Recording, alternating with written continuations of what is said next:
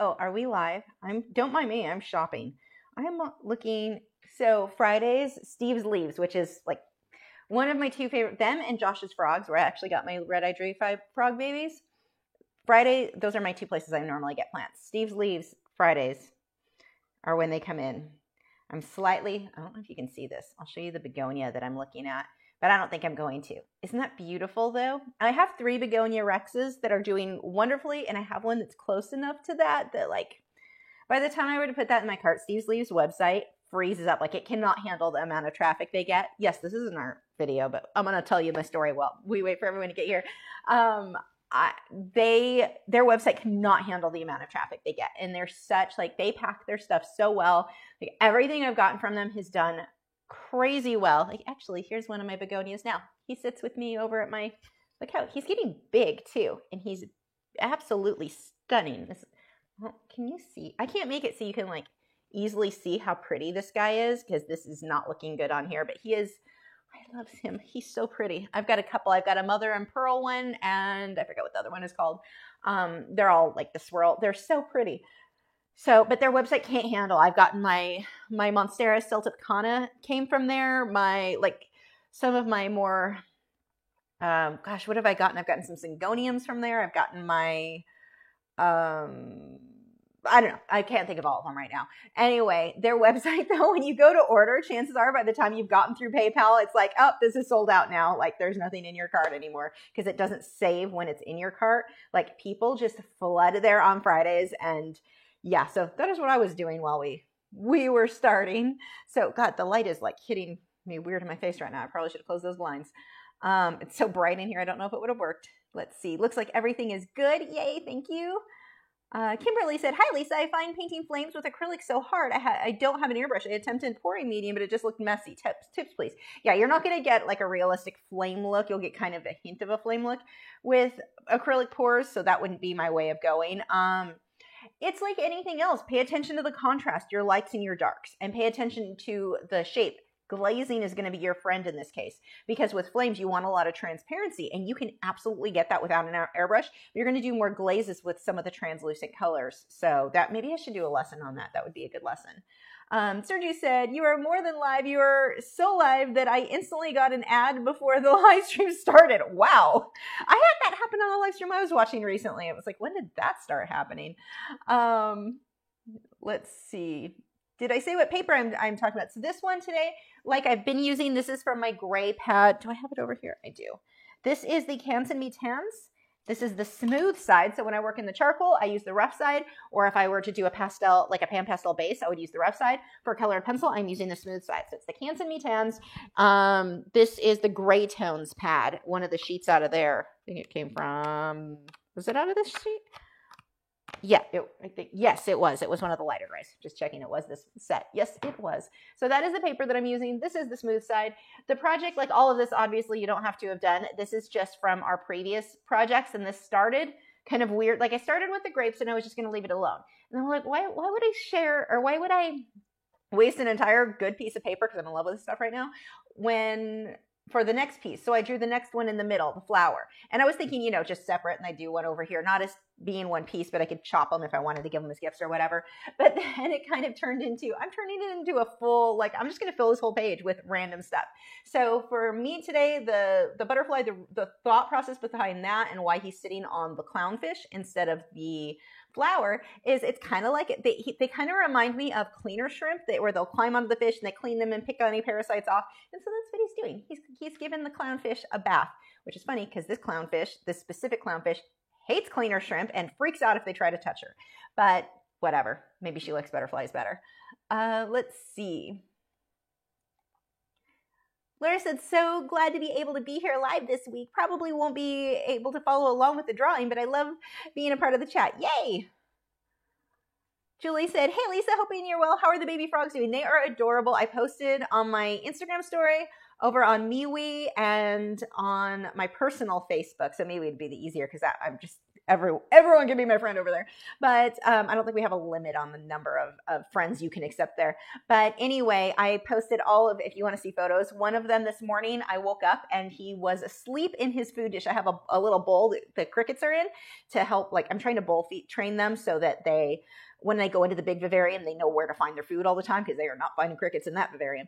So anyway, I found him this morning asleep in his vivarium or in the frog bowl. So I had to chase him out of that or wake him up and get him out so that the crickets don't bite him. And in the process of that, moral of that story is I was able to get some really cute photos because normally they're not awake during the day, but because I had to wake him up to move him, he's posted all over. And my God, they're so cute. Jilly, got that one.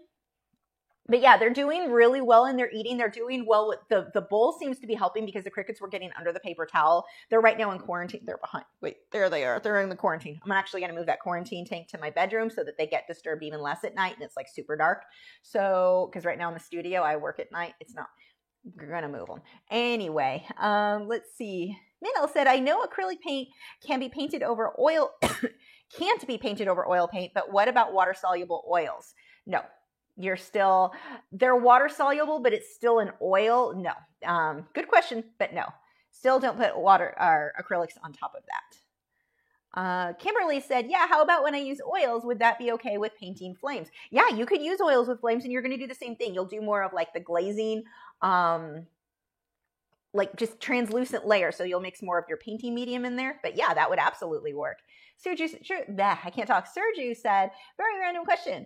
Could you achieve a nice, deep, and random background by making ink mixture with ink tints and then using a blow dryer to move it around on the surface? Sort of, but it doesn't move that much. Like you would have to keep putting water, like it soaks into the paper. So it's not going to move like with acrylics. With acrylics, I'll use, kind of push it around. It kind of soaks in it. And part of that's going to depend on the paper that you choose, but you can't play with it. I would definitely recommend experiment with it because you can get different looks that way, but it sets pretty quickly. So it's not really going to move around that much. Most of it, if you're going to get it, wanting it moving around, I'm so tired today, like painfully tired. I apologize. I cannot talk. Words are definitely hard today. I'm not even wearing my sweatshirt. But you can mist water and keep it wet. Once the hairdryer hits it, it starts to dry. You're not going to get a lot of movement there. So you want to kind of get it to move while it's still wet, ideally. Marcy said, hi, Lisa. Glad to finally make a live stream instead of replay. Love the way this montage is coming together. Thank you. Yeah, this was definitely unplanned, but I like it. It's going to go. I'm definitely framing this and putting it on my wall when it's done. So I'm trying to think of like, what things would I want on my wall as I'm thinking of what our lessons are each week. If you have ideas for next week's to add to this, let me know because I'm drawing a blank right now. The grapes look so real. Thank you, Margaret. Felipe said, hello, everyone. Those grapes are so good. They're making me hungry. Let's see. Graceland said, I did your Patreon for a while. Thanks. Sarah said, this montage makes me want to do one with gradient of flowers. Looks so organic and fun. That would be fun. That would definitely be fun. Susan said, what would you recommend for burnishing? I find the Derwent and Caradosh all make it look like it's got white film. Is this a user issue? Yeah, I mean, you're adding wax. So that's what those burnishing tools are. They are a wax-based. I mean, they are, if you look at, hold on, I think I have one right here. Maybe. Oh, I may need to, actually, it's over here. Oh, I'm going to freak out Gibson. He hates this thing. I don't know what his issue is with this. Actually, I can probably just leave it over here and not make him go into a meltdown. Let me grab a couple of things I'm going to need anyway. Don't worry, I'm not going to move it. You're safe. The scary, scary card is not going to bite you. He is such a big pansy, huh? Yeah, he's eyeing it like, don't make it move. Don't move it. What did I actually come over here for? This and, do I have any over here? I had some. Maybe they are still over there. I needed to grab this anyway, so it wasn't a wasted trip. Let's see. Not that one. Not that one. Okay, here we go. So this is the Caradosh, the Full Blender Bright. I mean, it's white. It comes out mostly clear, but it is technically white, and so it is going to be more prone to giving you a slightly more almost foggy look. It's minor. It's not terrible, and it depends on how much you put on there. But yeah, I mean, I personally prefer OMS. I don't use these that often. Like I bought this probably 6 years ago and you can see it's still full. I used to use colorless blenders. The Prismacolor one was actually my favorite. Each brand though is made to work best with their own pencil. So the Prismacolor blender may not work great with like Derwent Colorsoft. So keep that in mind when you're choosing which one to go with. But it does make it look a little foggy, I think. It's not, you can burnish just with the pencil itself. Normally, if I'm going to burnish, I just burnish with whatever color I'm using. So I like the results I get better that way. Joseph said, yes, make sure do @Lock Refine Art. It'll highlight my name in orange so I can see it. If you don't do the @Lock Refine Art, I just don't see your question and then it gets ignored, and not intentionally. I apologize. The other thing, before we get going too far into this, I'll get through the rest of the questions, then we'll get started. These live streams are a chat. So we're going to talk about everything except politics. We try to avoid that, but we're just going to be doing a lot of talking and chatting and all of that while we work on this project. If you are looking for a straightforward tutorial, you're just not interested in the chat, that's what Patreon is for. As little as $4 a month, you get access to all of my live stream, or not my live streams, you get those too, but you get access to all of my weekly videos. There's a new one every single week. And I just spent, oh my God, this is part of why I'm so tired. I just updated, I've had to, change my video library. So it had a link to Patreon and it had to have a button that didn't used to have. I had to change a lot on that page. I mean, it has been probably 40 hours minimum of work to update that. It's been a lot of work, but I updated that and they all have links now to Subscribestar. So I think there's like 2 of you on Subscribestar now, if you prefer that over Patreon. Those links are there. If any of them don't work, let me know, because there is a very good chance some of the copy pasted the wrong thing, but I think we're good. Man, that was a lot of work, but now I can move on to the next big project to update stuff. But the library is actually completely updated. Everything is current. And my God, that was a lot of work. So now I can hopefully spend a little bit more time painting. But again, these are chats. These are chats while we work. If you don't like the chatting, you want just straight tutorial, Patreon is, or Subscribestar now, is going to be a better fit. Let's see.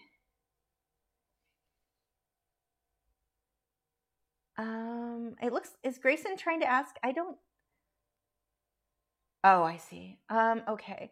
Paige said, I found something on Amazon I really wanted to get you as a thank you for all your teaching. Do you have a Dropbox or something I can send it to? It's whale themed. Oh, thank you. I have if it went now, I'm going to try to get done this week. I've got to go to my P.O. box, but I don't make it there that often. I need to open a new one and I'll let you guys know where the new one is going to be. I need one like closer to my house. The one that is where I used to live, it's like 45 minutes away and I don't drive, so I never get down there.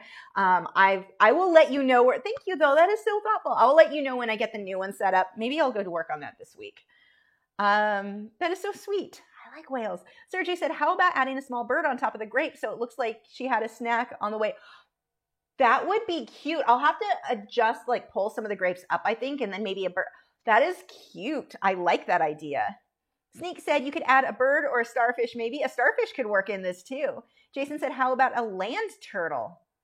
The colors, so that's going to be the thing. I'm trying to keep the colors with this kind of purpley blue thing. Like it kind of all has to mesh together. And the turtle, that might be harder because of their color theme. I might be able to make that work. Maybe like his head. That might. I'm going to go through the rest of these and then we will start on the artwork. I just want to get caught up on these really quick. Kimberly said, thank you. I have to watch the intro to Airbrush. I have watched. I can't read today. I'm sorry. The intro to Airbrush and love how articulate you are. And I love how you share personal experience. Oh, thank you. Sarah said, how about some corals? Corals would be perfect for this. Like, because the color, you can use any color you want. We definitely are going to have to add some coral. And I've got that from Tidal Gardens. I'm on their Patreon thing, so I get tons of photos of corals. If you like painting marine life, sign up for Tidal Gardens. It's $5 a month and you get 50, like the super high resolution, amazing coral photos. So just a little shout out to them there. I love them. I'm signed up for that. So I have plenty of photos to choose from. That is a good idea. Philippe said, Philippe, am I saying that? Philippe, I apologize. I can't read or pronounce things. Said, the butterfly wing will be on top of the grape. Do you think it will bother you? No, I need it to be on top of the grape. So this is important. when you're drawing things and you're coming up with a collage, it would look very weird if everything just barely touched or didn't quite touch, because then your mind is like, wait, is that in front of it or is it behind it? Like, where, perspective wise, where is that? And so one of the tricks that I like to do, and that's, I love that you brought this up, one of the tricks that I do, and I want to make sure that I do intentionally, is make sure things overlap. So like I put this clownfish's face is all over this grape. The flower needs to be over the fish. This guy is going to be partially over that fish, and his wing here and here will be in front of the grape. And this helps to give you a little bit of like spatial awareness as far as what is where. So that is, I think, a very important thing. If you're going to do the collage thing like this, where you're just moving everything together or shoving a bunch of random things together, make sure it's overlapping. You don't want them like not quite touching or just barely touching. Wouldn't look right. Like even here, this wing, it's overlapping a little. I wouldn't want it like just ending right at the grape, if that makes sense. Let's see. Jason said, how are the frogs? Their names aren't frog. They're not frog legs, but they're doing great. They're so cute and they're eating well in their little bowl that I have set up. That's working really. I'm surprised how well the crickets stay in there. Like occasionally they get out of the bowl, but mostly they're staying, and it's making it easy. So I set up a night webcam. I can sharpen some pencils while I'm rambling. Oh, my reference photo isn't even up. I set up a night, like a webcam, so that I can see them at night, because if you shine a light on them, they go into, we call it almond mode. They fold themselves up. It's like the shape of an almond, and go to sleep instantly. Like, so you don't get to watch at all. I don't need to sign into Adobe. What are you doing? Yes, I want to quit. What are you doing? I just want to see my reference photo. Why are you being dumb? Sorry, I'm having issues. Sign in later. I don't need a trial. Why are you trying? Hold on. I'm having some issues with my reference photo. Yeah, fine. I accept. It's only letting me open this for some reason. What did I say? That's saved as a JPEG. I don't know why this computer, it's my crappy laptop. It's determined to only open this in Photoshop. And that doesn't even make sense because it's a JPEG. Hold on. Why are you doing that? Yeah, I fixed it. Something is screwed up on that computer where it's defaulting to not what it should be defaulting to. That is weird. Also, I never pulled over here if you guys want this reference photo here, which you can get over at Patreon. I guess I wasn't as ready as I thought. I got all excited about the whole Steve's Leaves thing. So here is the butterfly that we're going to be drawing. Let's go ahead and shrink him down. I will adjust the colors just a bit because I want to make sure he fits. So I'll probably go a little bit more of an orangey yellow, like pull it a little bit closer that way as we go. Okay, let's see. Mildred said, come back. I'm almost getting caught up with the questions. Hold on. Seriously, I want to get started. I'm just getting behind on these. I keep forgetting when to watch these live. I can actually participate in the chat. I'm so used to watching them days later. Well, I'm glad you're here. Colin said, I am currently working on a cow for my rodeo art competition. Do you have any tips for drawing grass and dirt? Take your time. Don't rush it. Like, go slow. We have a tendency to always want to rush everything, but go fairly slow. It's time consuming, especially with grass and dirt. We want to that's our focus is the cow. So we're like, we don't really want to spend a lot of time on the grass. No, you need to spend the time on the grass and the dirt, because if you have to do that and rush it, it pulls down the entire piece. So as amazing as your cow is, if you rush over the grass and dirt, which I see a lot of people do, that is not going to, it's not cute. Don't do it. So take your time is my big tip for you there. I'm going to start with just cream. I'm going to use Derwent. This is champagne with the Derwent Lightfast for the yellow areas here. JPC13 art. Hi, I haven't seen you in a while. Said, I always get excited about doing art as my job, and then I hear how many hours you spend working, and I'm like, oh God, maybe I should just work at McDonald's. So that is an actually interesting thing you bring up. I am exhausted. I don't have days off at all. At most, I might get a half day off. Like my husband and I will go out to dinner, and you're like, oh, you should be able to go home and have like a date night and watch a show or something. I don't have time. I'm almost tempted to take 1 week off of Patreon and videos and web live streams and stuff, just so I can get caught up on the stuff. I'm always behind on everything. Like it's a problem. Oh, this will be perfect. So this is the Derwent Lightfast Champagne. So it's like a cream color. It's not just straight yellow. I'm just going to start blocking that in. But I'm actually kind of burnishing. I'm pushing a little bit harder on that than normal since it's so little. But yeah, I'm trying to set up another schedule to maybe make more room. But when I sat down last week and started working out my schedule, I realized I had even less time than I thought. It was worse than usual. Usually I can fit stuff, and I'm definitely having a hard time fitting everything right now. And my husband's schedule, they've got him working from 9 p.m. till 7 a.m. 4 days a week. Then he has the 3 off, but it makes it very hard to get, I don't drive. So it's like we go do errands and stuff together. It's just, everything is very difficult right now, time-wise, but I'm so tired I'm just absolutely exhausted. And I do take my naps, but it's like when I try to lay down to nap, my mind's going, okay, I need to do this and I need to do this and I'm behind on this. So yeah, you do and it's not just as art, that's just how it works when you work for yourself. I mean, your job is at home, so you don't just go to work, come home and then relax. I'm watching, there's a show, I thought it was Amazon, but it's actually on HBO. We're watching, it's the Golden Compass, but the HBO version of that movie. And I've got to watch 2 episodes last week, and they're an hour each. And it's like, even that, just taking a little bit of time to watch that, I'm like, yeah, it is busy, and I don't dislike it as much as I'm saying, I'm busy all the time. I'm tired. I love it. I love my life. And I've got all my animals to take care of, so that's part of it too.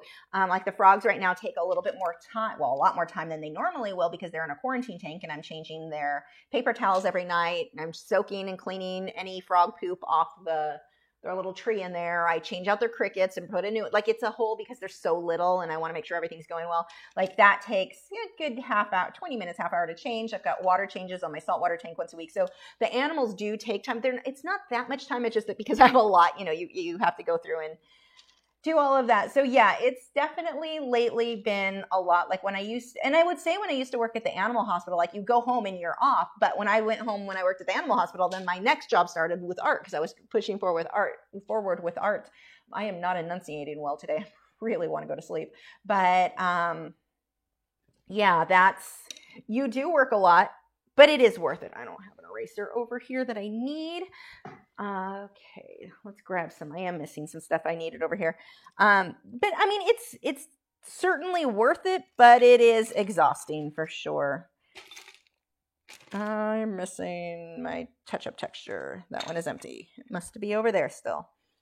I'll just grab this eraser then. Is it over here? Yeah, it is still on my workbench. Move some stuff around, drink some coffee. So good. Pumpkin spice. Well, pumpkin spice creamer anyway. Let's see.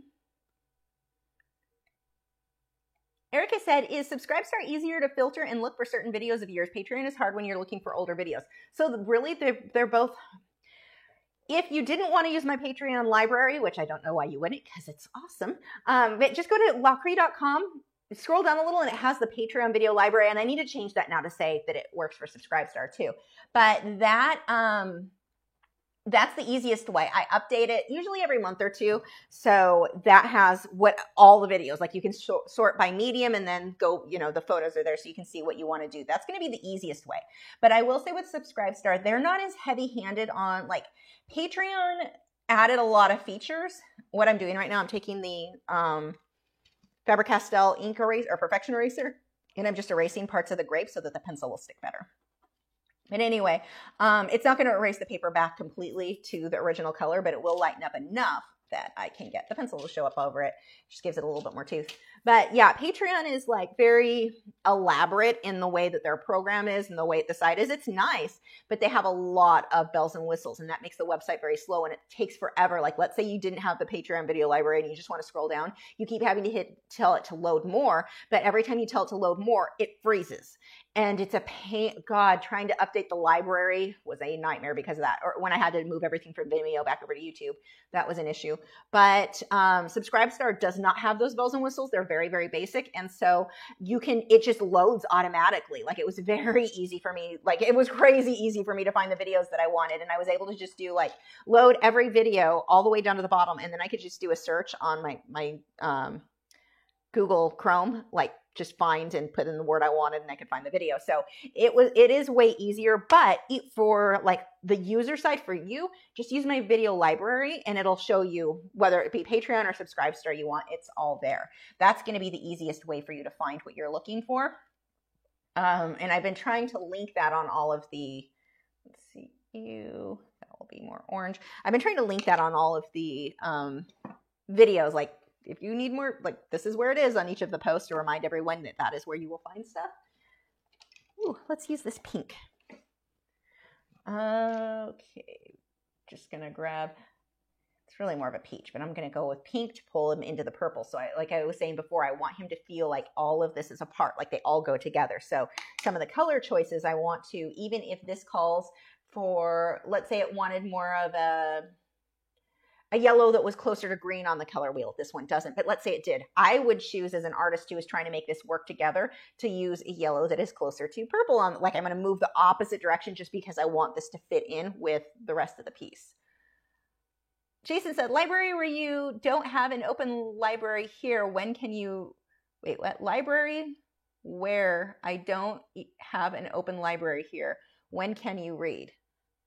I listen to, I'm not sure if I'm getting your question right, but I listen to audiobooks. So I can't, like one of my, Annette Marie I love her books. So she had some come out recently and I couldn't watch them, or it took me forever to read. And I was so excited for them to come out. I just didn't have time. So like I'd read for like 10 minutes and then fall asleep. But let's see, I'm going to need black. I'm going to need some orange. Yeah, I don't find much time to like read. I listen to audiobooks is how I can listen to books. I think that's why I don't feel like I'm as busy as I really am. Like it definitely helps because I have, I get to listen to books while I work. So that it's like I'm reading and I'm working at the same time. What color do I want to go with here? I need the orange. Yeah, maybe we'll just go with these oranges for now. What area is that? Let's see. I think it's these guys.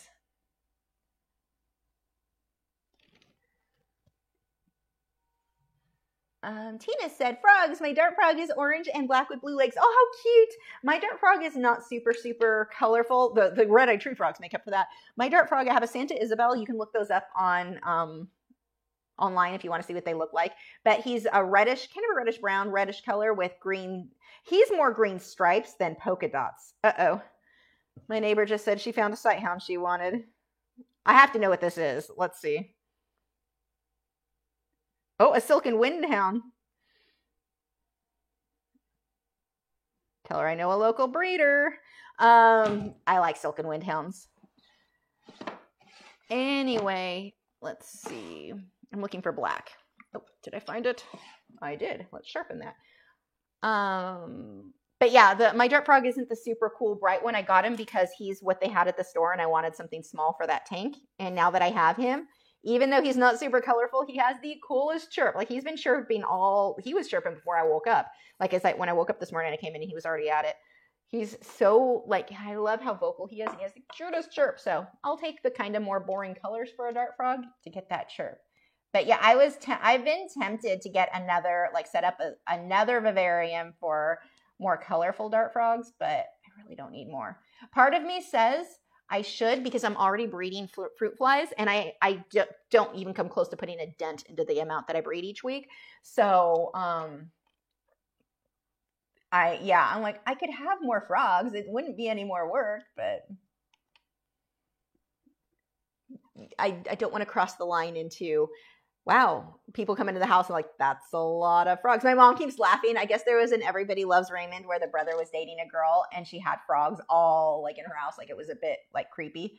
So my mom said I'm turning into her. I have two tanks with frogs, but anyway, let's see. Paige said, it's so cute.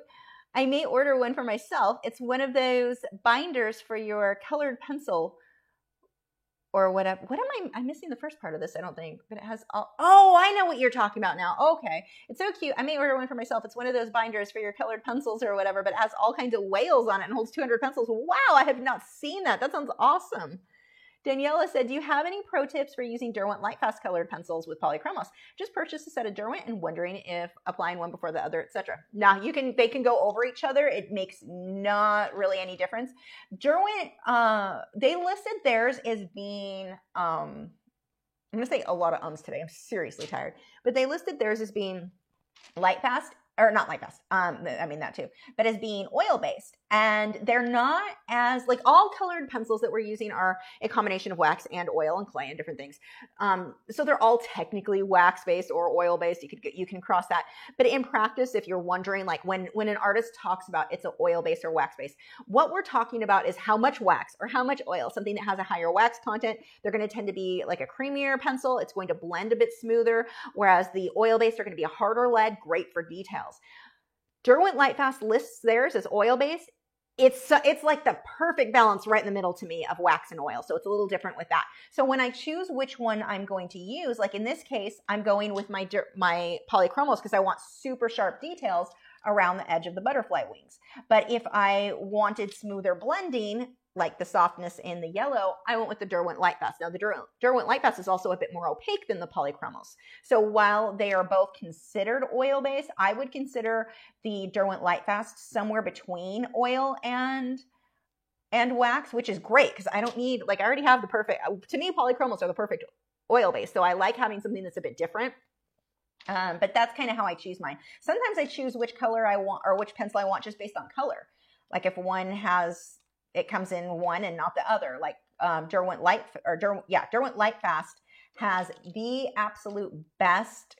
Where is this? I'm not in the right place on this.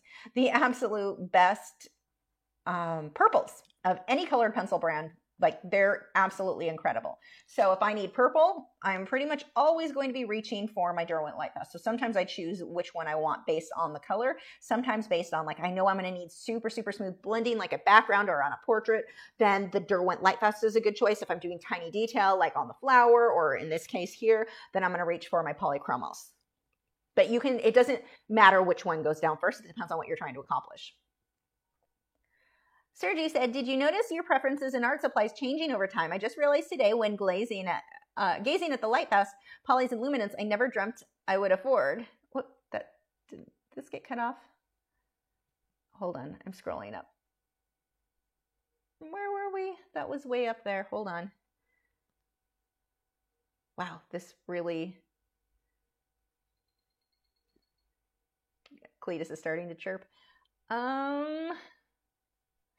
There we go. Dreamt I would afford.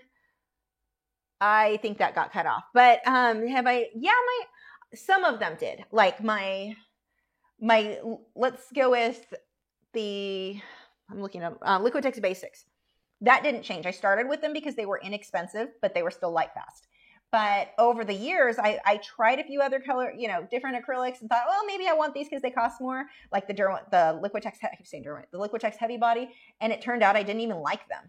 So some stuff I stayed the same. I think in part probably because I developed my technique around the supplies that I was using. So that's natural. But certain things, the colored pencil sure changed because I started with Prismacolor there. It's kind of quiet right now. I doubt you guys can hear that. It's so good. I can't stand it. That's the Dart Frog for those of you who weren't here. This went on all night, Wednesday night too. My Dart Frog, the Santa Isabel, if you want to see what they look like. He's tiny. He's like probably the length maybe of my thumbnail, maybe. He's so tiny. But he's got this really cute loud chirp. So he's in there barking.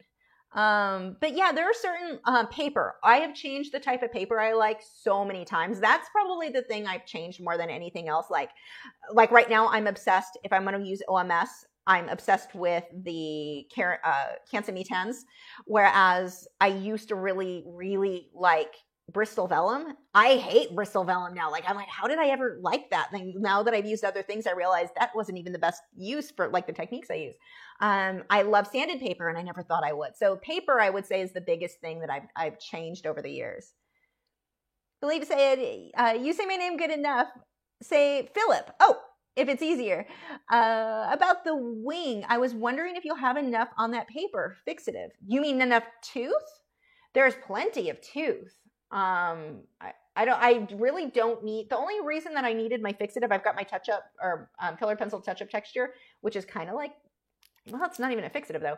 But that is just when I mix to do white highlights, which I don't know if this guy will even need, maybe a little just so he matches everything else. But as far as fixatives, like actual fixatives at the end, like a sealer or anything like that, I won't use anything on this. But I don't know that I totally got your question, so I apologize. I was wondering if you'll have enough on that paper. If you mean tooth on the paper, plenty. Enough subjects? I'm not sure what your question is. I'm so sorry. Jason said, how about purple-toned turtle like at night?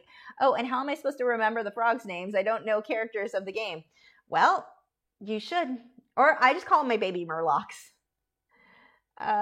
Jason said his Dark Materials is the series. Yes, that is the one, and I'm really enjoying it so far. The acting is great. The special effects aren't bad for all of the animals. I'm really impressed with. I mean, you can tell it's not real, but some of them look real. Like some of them you can't tell. I'm impressed. Sarah said, "How about some pansy flowers?" Oh, I like those too. I do like pansies.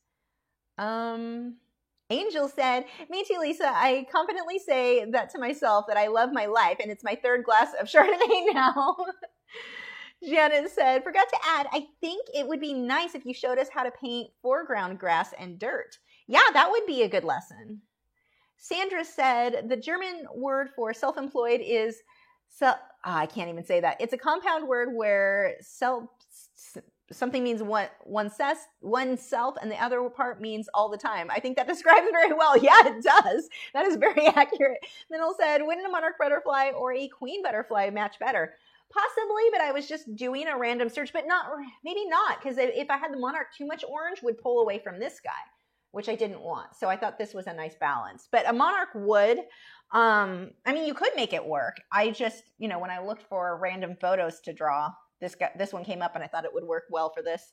Jason said, "You were talking about your library on your Patreon and I don't have access to it." I'm going more audiobooks too.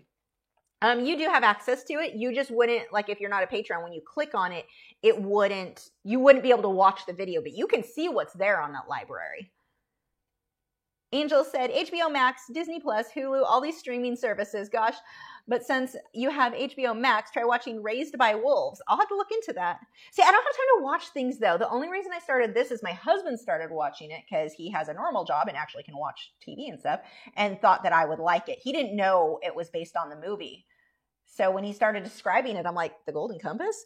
But, well, I'm based on the book, but yeah. So, yeah, I'll have to look into that. Yeah, way too many streaming services, that's for sure. You know what I'm really, I have way too much of our services for business. The email newsletter. So I pay AWeber like $50-something a month because I have a bigger, you pay based on how many email subscribers you are. So that I pay I want to say it's like $55 a month or on top of my annual fee with them. Then you've got my website's another $55, again, because it's large. When you add up all of the fees, what I pay for all of my Adobe products is like $60 a month, or it ends up being $50, something like that. It's a lot. All of the stuff for my business, that gets really there's a lot of fees of things I signed up for. I mean, they're worth it and they're tax deductions, so that's good. But I think that hits me more than anything else. But you're right. There's just so many fees with everything. Normally, most of this stuff, Disney Plus, I don't know if we're going to continue with. I think it only is $6.99 a month with Verizon. We had it free for a year with our plan, but now I think it ends and it's going up to $6.99 a month. I need to see if my husband is watching it enough to make it worth it. I know he watches The Mandalorian, but it's not like year-round type thing, so I don't know if he really needs that. I'll have to ask him about that. But yeah, all of these fees just really add up. It used to be when you wanted a video editor, you just paid $60 or whatever it was, depending on the video editor, on whatever. And now everyone wants you to pay the monthly fees, which partly I like, and partly I'm like, it's not saving any money, that's for sure, because there's so many.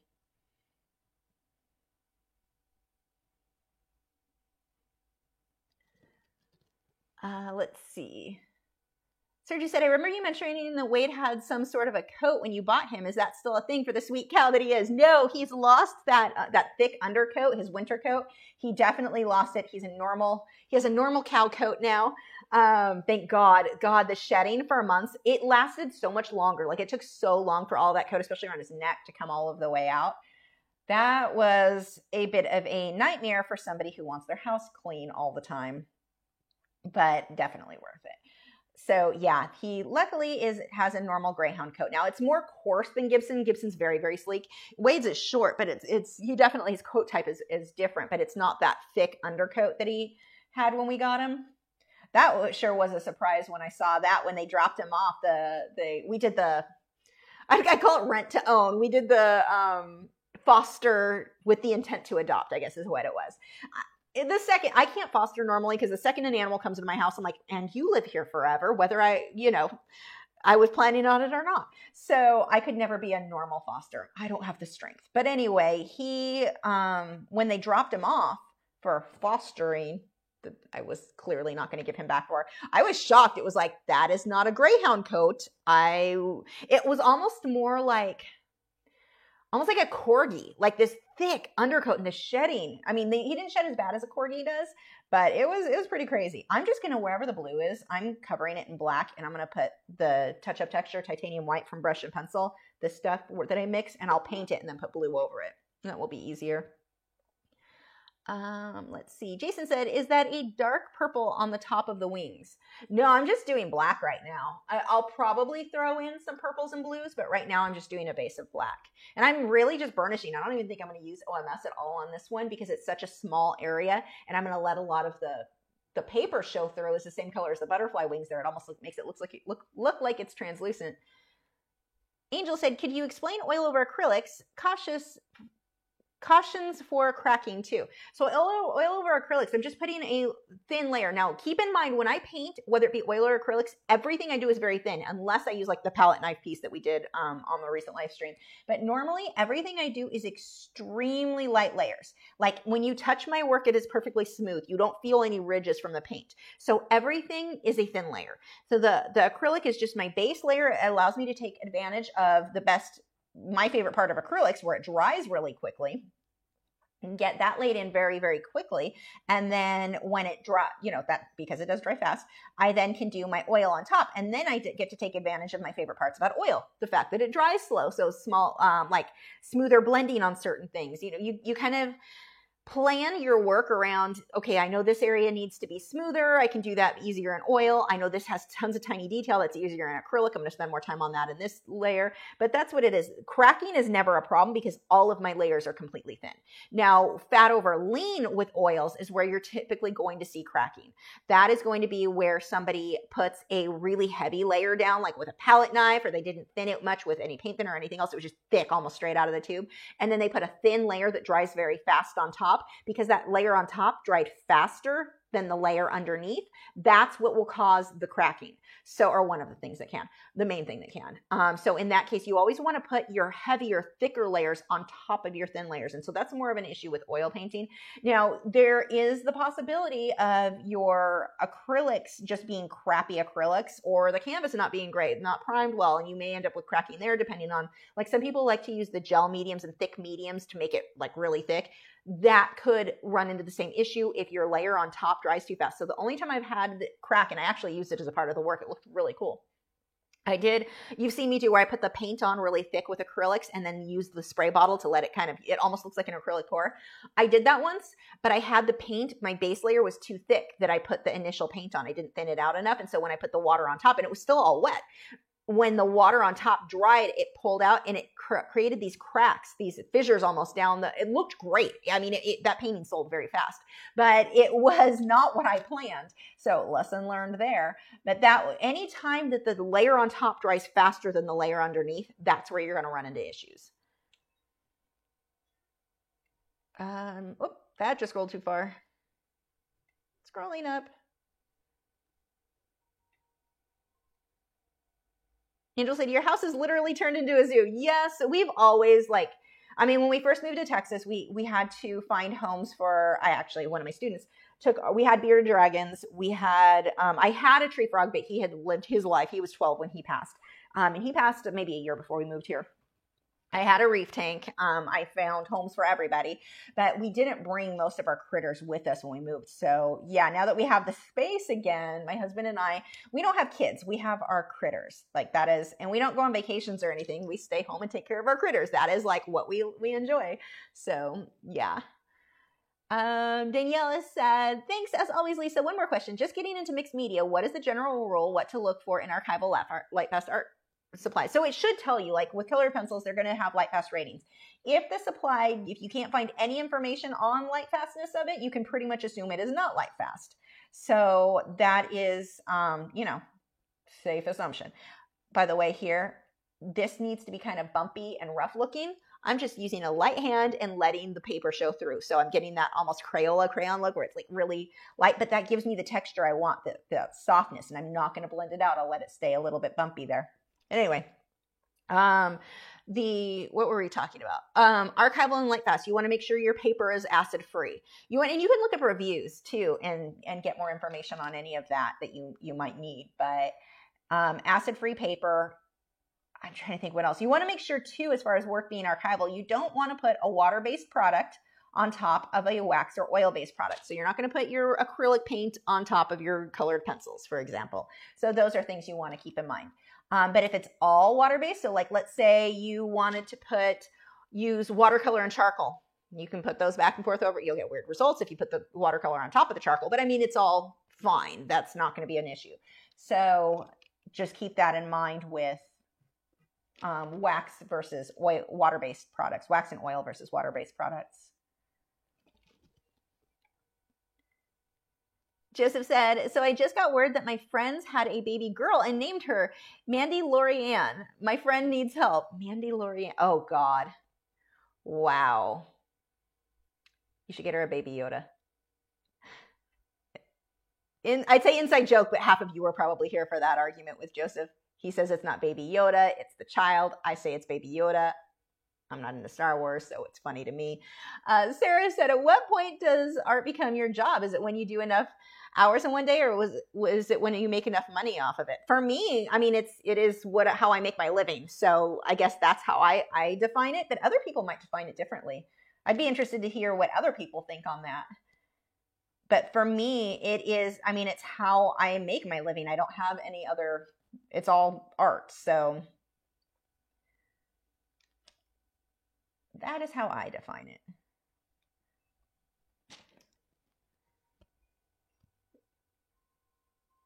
Miss Fairywood said, have you got a video on painting snow? Wondering if I should pull blues into the white so it's not just bright white. Oh, and I do.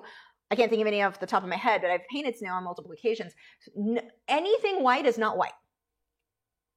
Only white you're going to have, like here, this is a great example. This clownfish, her side, all of this purple, those are white. Those fish are stark white.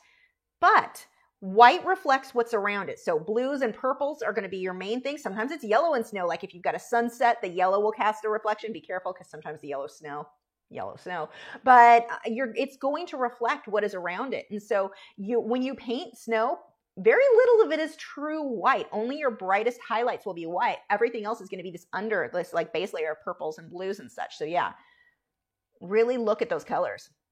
Jason said, is Adobe still good to use for art? Because some of the items that I use say that it's out of date. I use it. I love Adobe. Julie said, do you have tips for making a series of artworks that are different but work together so you can tell the same artist next to each other in a competition? God, there's so many ways you can do it. Some of it is just your style, the way that you draw things, the way that you move the paintbrush or the pencil, depending on the medium you're working in. It can be multiple things that define your work.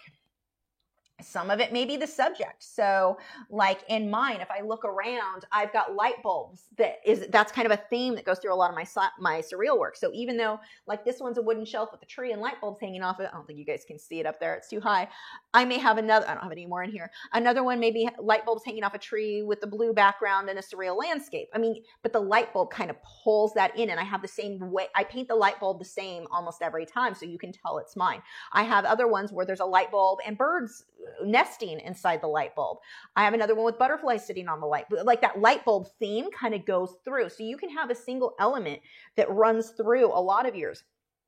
Maybe it's a surreal like thing like me, clownfish. You just paintings that have nothing to do with fish or clownfish, but there's somehow a clownfish worked into all of them. Everything else can be completely different, but every one of them has that clownfish. Like there's the fish, he's hiding behind a tree. Like things like that can be what separate it. Or like I said, just the way that you work the pencil, the way that you work and move the paintbrush can be a way to separate yourself. It could be the colors that you choose. That can make a difference too. So there are many different things that can determine, like kind of pull it in as far as having that thing, that cohesiveness within a body of work. Thanks, Art and Diamonds with Eskies. Sergio said, if you were to compose a personal exhibition, would you choose artworks that have similar theme to them, let's say bird paintings, or would you go for your favorite? I would go for my favorite ones if it were me. Absolutely, I would do my favorites. But I mean, a lot of my favorite things all have that same element like running through, so it's very clear they're mine. Let's see. Joseph said, the child, and sandwich lump. Are you talking to Chris right now about sandwich lumps? Is she outing the thing we argue about constantly? So I have celiac disease, and then I went with like the low carbs in general for a long time. So I call them my sandwich lumps, where it's like the meat and it's wrapped in, it's a lettuce wrap, essentially. My sandwiches, I would do turkey sandwiches that way. And my friend, Chris and I would argue constantly. She's like, that's not a sandwich. It has to have bread to be a sandwich. I'm like, it's meat inside of lettuce. Like there's my outside. So it's been this ongoing argument. I'm guessing Joseph has been talking to Chris if he knows that argument with us. We've been arguing this for probably 7-8 years. Like it has been a very long ongoing argument. Nikki Chickadee said, could you use a handheld fan to help OMS dry faster? Yeah, that actually probably would work. Don't use a hair dryer, which obviously you know. Don't use the hair dryer because you don't want to add heat to a flammable thing. But yeah, the hair dryer or just a air fan, whatever, I can't talk, should work fine. I don't know. Like, why haven't I done that? Let's see. Mildred said, I'm keeping Disney Plus because I'm looking forward to WandaVision. I don't know what that is. Sarah said, when can you declare your art supplies for tax deductible? Well, when you've started a business, I'm paying taxes, and therefore I have the, tax deductions for the business. So when you're claiming, you're making a profit, any profit you make, you have to claim on your taxes. So that's automatically you get your deductions to go with it. First several years were a loss. Like I had way more deductions than I had income, but that's normal for a new business. Grayson said, what type of paper would you recommend to use for polychromos? I am currently in love with my Canson Me-10s. I love sanded paper, Lux Archival sanded paper. If you want to go that route, that's the best with sanded paper. For watercolor paper, my favorite is the Hot Press Arches watercolor paper. And those are like kind of my main ones that I use now. Whoops, that just scrolled too far. Daniela said, thanks for always for the great information and being such an inspiration. Aw, side note, I bought a Baby Yoda, the child crocheted outfit for my 5-month-old. Can't wait to take pictures. Oh my God, that sounds so cute. Angel said, do you believe Van Gogh's condition somehow influenced his genius creativity? Yeah, absolutely. And I think that's why I often use the word fascinated, but I am intrigued by his mental condition because I do think it had a lot to do with, and I think that's typical of artists in general. I mean, a lot of musicians, a lot of amazing, amazing actors suffer from different mental conditions. I don't know how to word that in like the most polite, like they suffer from different stuff like bipolar or whatever. Like, what is his name? He was Batman. He was everything. Christian Bale? No, yeah. I can't think of his name right now. Yeah, that is who I'm thinking of. He tends to, from all reports, fly off the handle. He's very hard to get along with in his personal life. He's very intense. That makes sense because he's also one of the best actors. Like I think that a certain creativity, like things that we do creatively, it almost like in some go hand in hand, and his style was not something like, his style was his own style. No one else was doing what he was doing. So it wasn't like, oh, I saw someone else do this and so I was copying that style. Like me, I saw Christian Lassen painting marine life and I was like, that's cool, I want to do that. Van Gogh didn't do that. Van Gogh's head is like moved into this style that wasn't being done.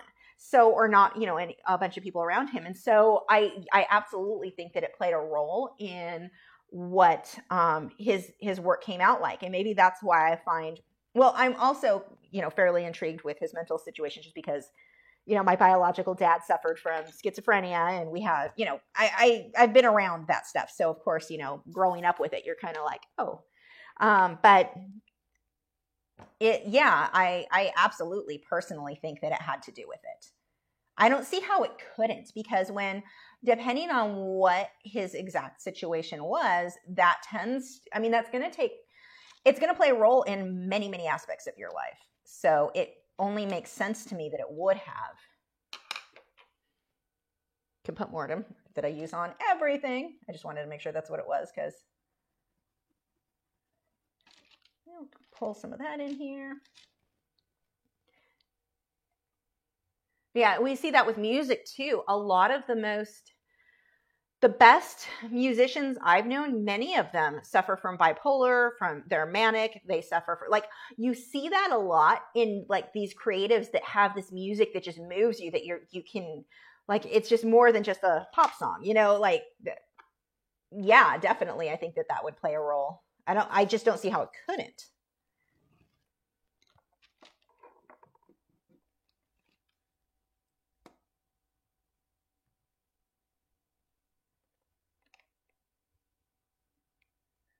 Outlining these, I've got to pull the yellow into those.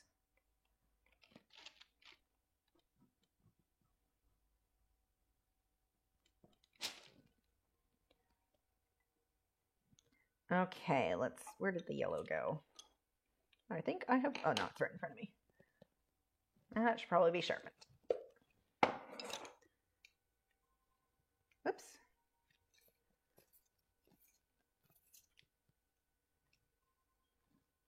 The Derwent Light Fast, these ones, you have to be a little bit careful with. That is super, that is a long point. That is going to break. They are more prone to breaking, which tells me it has a higher wax content. It's a little bit more prone to breaking than what I get from the polychromos. And like I said, that's just, it's normal for wax-based pencils. Now, you'll hear me complain about that with Prismacolor, but my issue with Prismacolor, it's not that it breaks. I mean, wax-based pencil is going to be more brittle. That's just natural. The more wax in it, the more prone it is to that. The problem with Prismacolor I have is that they're not centered.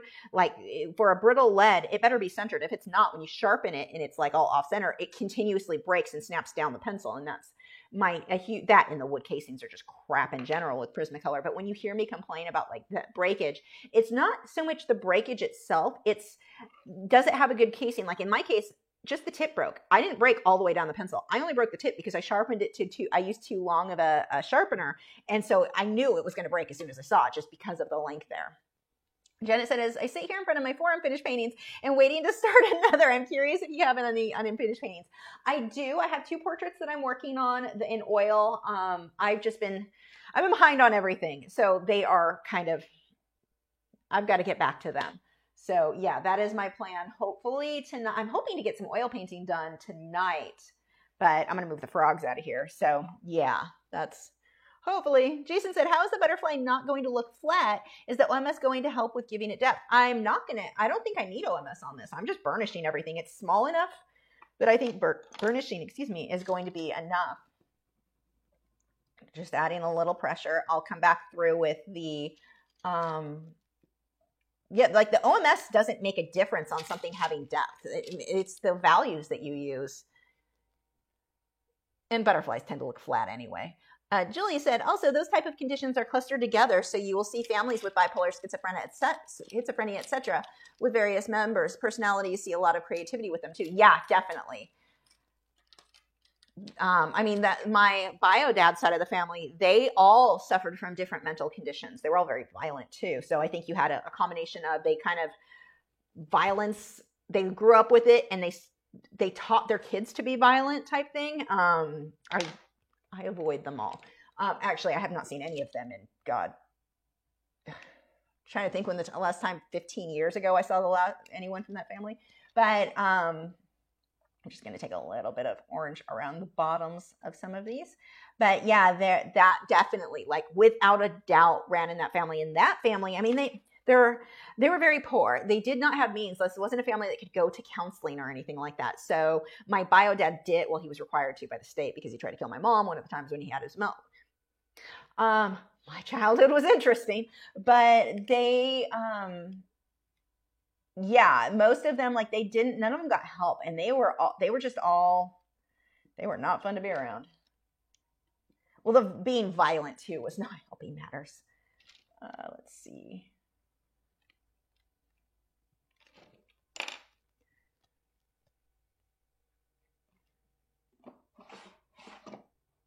No, we see that, like, I mean, my grandmother's also on my other side of the family. We got a lot of issues in my family, but my grandmother has some issues.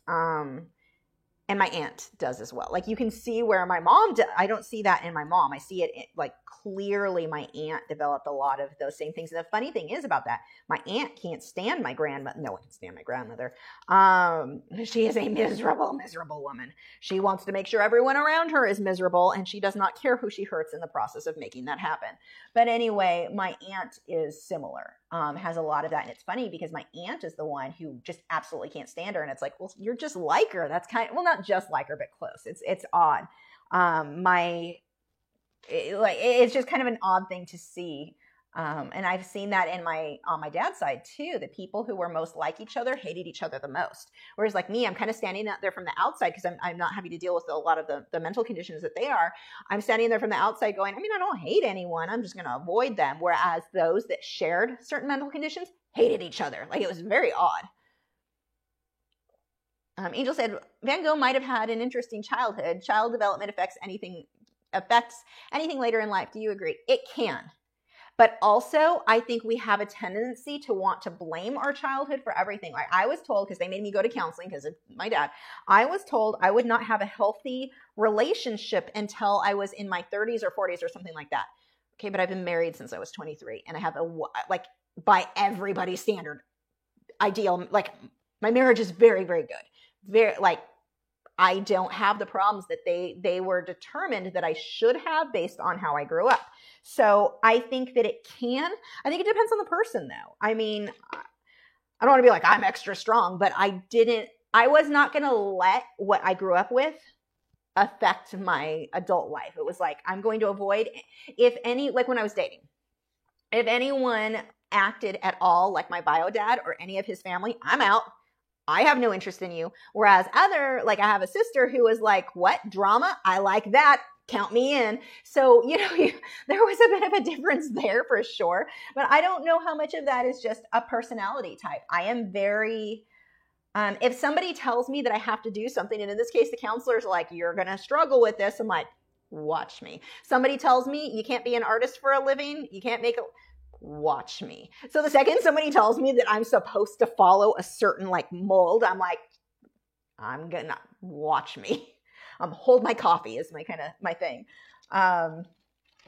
So yeah, it can, and I know that it does for most. It didn't. I don't think it did for me. The only thing for me that it made a difference for, I can't handle yelling. The second, like if somebody yells at me, I will either flip out on, like, I yell back, whether it's appropriate or not. But like my husband knows, don't even raise your voice at me. I shut down. I cannot, like, it's the only thing that I would say affected me long term. I cannot handle people raising their voice. Like, I don't like conflict at all. It makes me nauseated. It makes it like I cannot deal.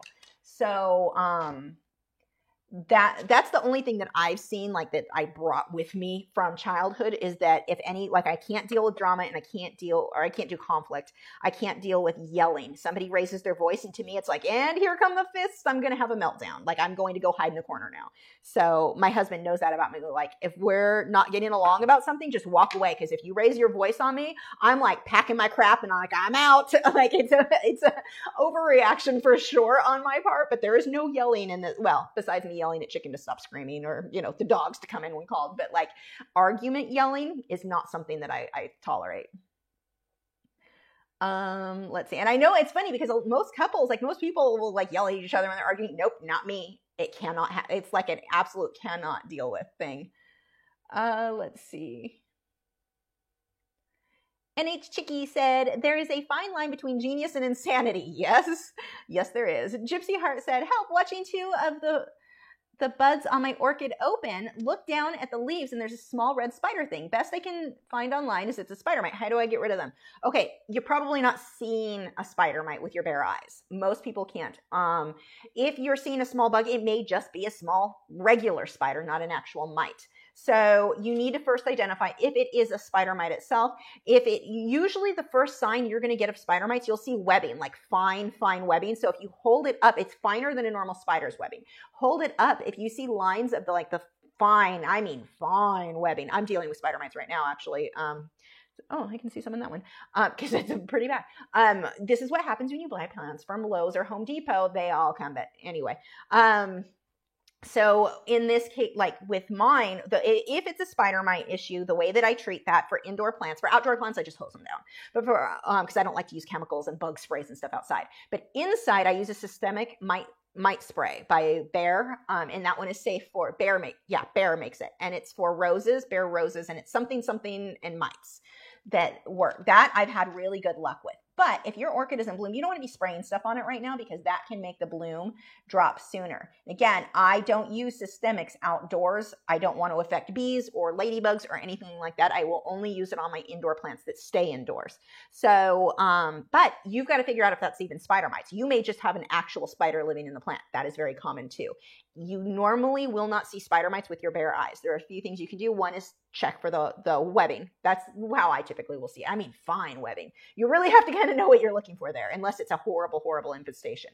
The other thing you can do is take a piece of like a paper towel. It depends on the type of paper towel. If it's smooth, if it has a lot of texture, it doesn't work. I don't find it to work that well. Or a piece of white, like computer paper. Rub it on the underside of the leaf. If you get little smears of reddish brown, you've got spider mites. So you're kind of killing them in that. So the way that I first get rid of them, if that is the case, is wash it off with water as well as you can. Make sure you don't get water in the crown of the plant, or you get water on the crown of the plant, but dry it out.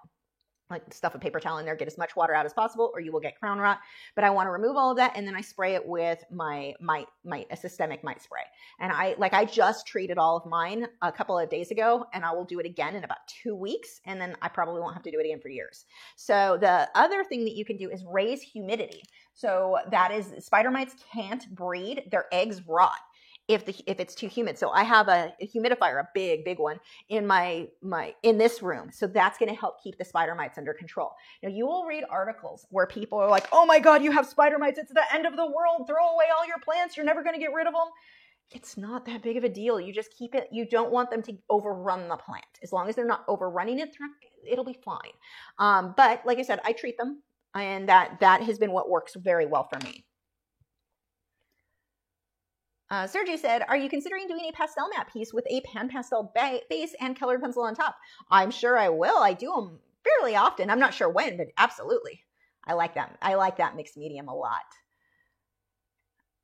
Let's see. Angel said, same with Joaquin Phoenix's Joker, depicts how government do not really take medical health seriously. Yeah, mental health seriously. That is one of the things that I would like to see absolutely change. I think we put so much into people who can help themselves and not enough into the people who can't. Mental illness, that there has to be a way, like I've talked about this before, like I want to farm and like have people who are mentally ill be able to live there free, but like a resort, not what we've seen in the past for mental hospitals. And I don't know how you make that happen, but I want it to be like, they can't help it. Let's make something and take care of them. And it was just, yeah, that's something that I absolutely think, just as a society in general, we fail on. Because my attitude, if you can take care of yourself, go take care of yourself. Go get a job. But if you can't, somebody who is suffering from mental illness can't. Well, some can, but not, depending on the situation.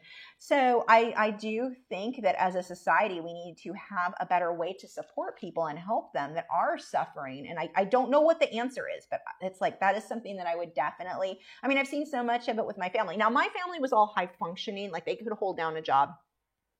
If my dad had been taking medication, I think that would have made a big difference. But one of the things with schizophrenia is it's very common, you don't think that there's anything wrong with you. You think everyone else is trying to get you. So you don't want to take medication because you think they're trying to scam you. You think everyone's trying to scam you. It's a very odd thing. Like I would need a note signed for school.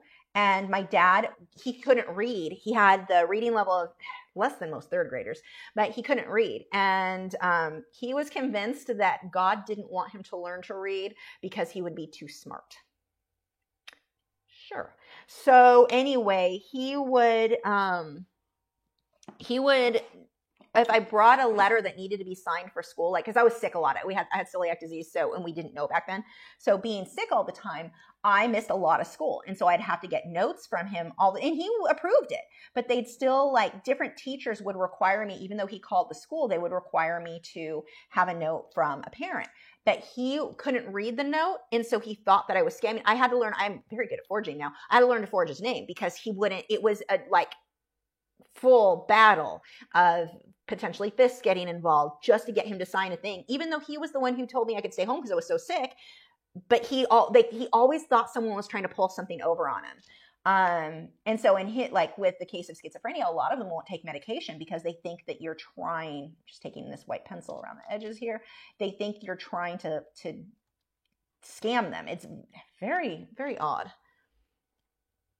Any tips for shading? I'm going to need more information than that. I mean, pay attention to your lights and your darks. I'm not sure exactly what you're looking for. If you can give me a little bit more to go on there, I can see if I can find some tips for you, like shading what. Let's see. Diane said, I want to pursue art as my business, but not sure I want it to be purely commission-based because I find commission stressful. What are your best tips for doing art as a business? For me, teaching has worked out really well because it's allowed me not to need to do commissions. I'm with you. Commissions are stressful, and commissions are, just the timing, and I may or may not have a commission this week, whereas teaching is consistent and I can pay my bills but still do art. The other would be if you can get involved in a local gallery or something where they're selling your work, that may be an option for you. So you might want to try that. But I mean, commissions they're rough. They shouldn't, not always. Sometimes they're great, but sometimes they can be rough when it's for me, the timing ended up being an issue. And you're right. There is stress too. Are they going to like it? Are they going to like this? Or they hate it? I think that's a kind of a normal, doubting yourself thing. But without commissions, teaching has worked out really, really well for me. Now, to be fair, I love teaching, so it just makes sense for me. But that may not be a fit for everybody. But that was kind of the thing that teaching and YouTube got it to where I didn't have to do the commissions anymore. Actually, I didn't even have time to do commissions anymore. Whoops. Scrolling. There we go. Jason said, with my ADHD, I can't deal with yelling. I start getting louder because my processing start working. Most people with ADHD love drama because it helps the thought process. Really? I didn't know that. That's interesting. Yeah, I can't but I think mine is an association thing. Yelling to me means fists are coming. I'm going to get hit in the face. So I have that where I associate raised voices with that. Let's see.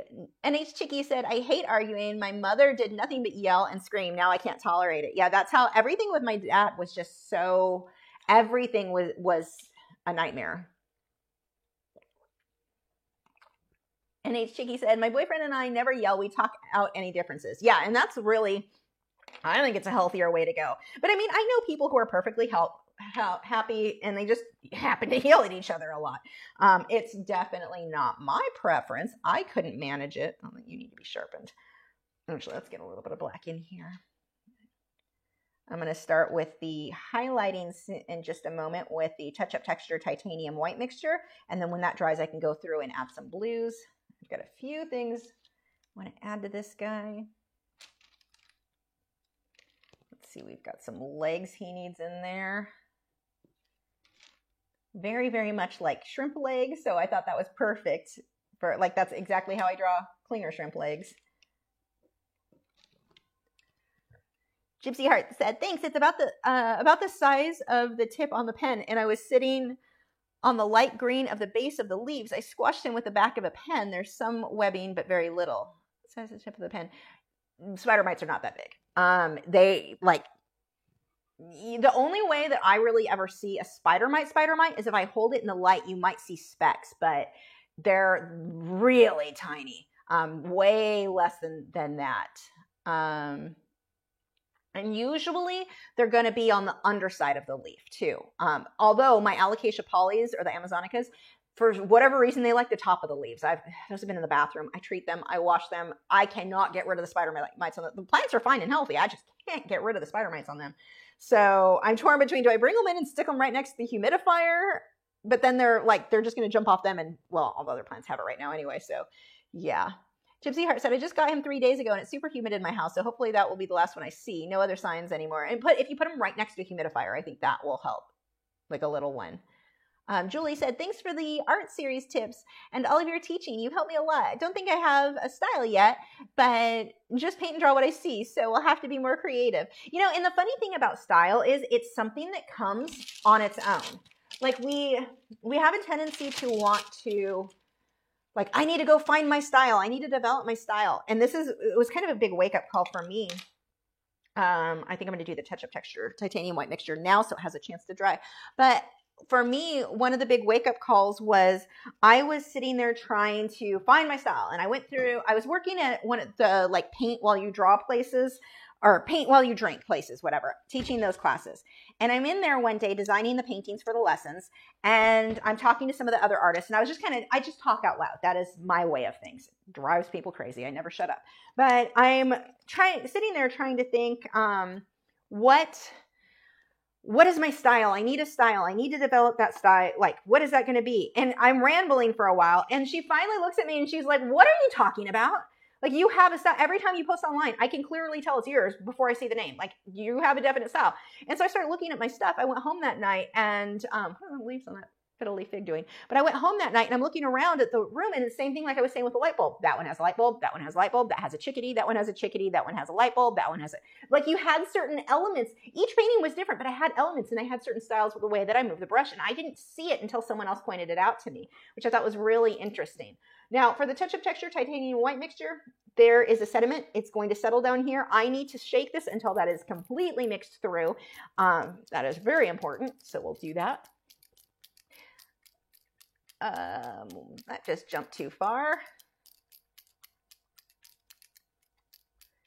Right. Rylan said, like in-depth, realistic 3D shading. Copy what you see. Hype up your contrast and copy what you see. Make sure your darks are dark enough, your lights are light enough. I mean, I don't know what else to tell you besides that. Look at your reference photo and copy what you see there. Angel said, there's really no shame in admitting illness because that might actually help you. Absolutely. But they have trust issues. Also, absolutely. And I think I like that we've gotten to a place. This is one thing, like with all the changes in our culture, one of the things that I really do like is that the stigma behind mental illness is not what it was 10, 20, 30 years ago. And so I think that that's making it easier for people who need to get help to actually reach out and get help.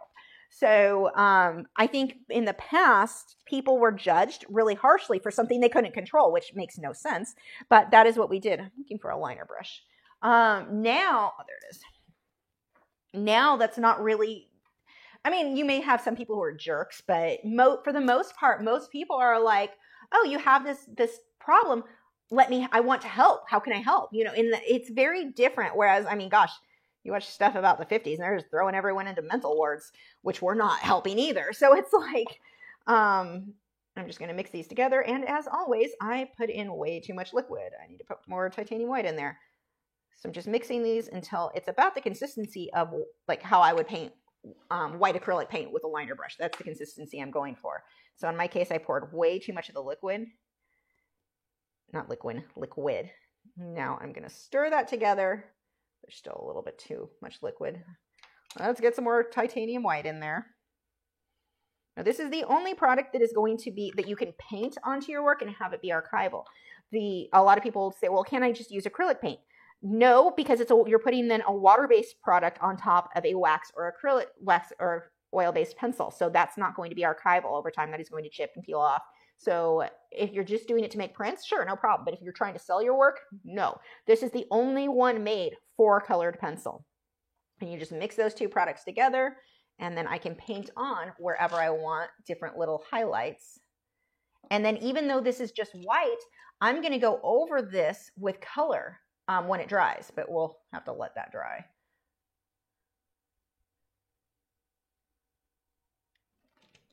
Let's see. Andrea said, just a request, will you please do a chicken in acrylics one day so I can figure out what I'm doing wrong? Yeah, that actually would be fun. I need to get a good reference photo. Like, I'll look, the next time I happen to see a reference photo of a chicken that looks like, interests me enough to paint, definitely. I like chickens. No one is surprised. Remember, with a liner brush, the harder you push, the thicker that line is going to be. And for any of these, if it is too bold, it's okay. I can go back over this with colored pencil, which I'm planning to on most of this.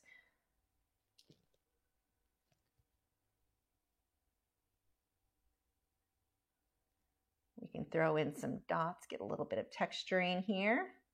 And these dots are just not something I would have been able to get with a colored pencil. Like, they're so tiny.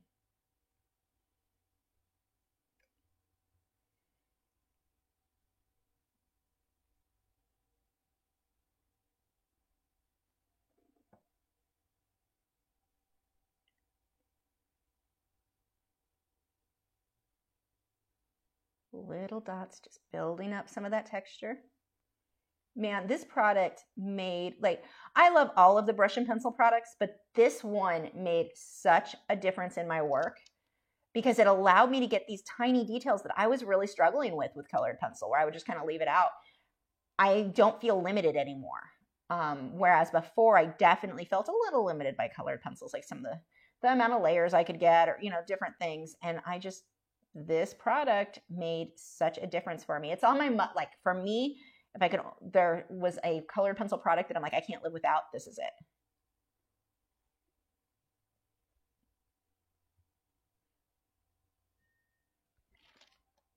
Can you do amazing colored pencil work without it? Absolutely. I just don't want to.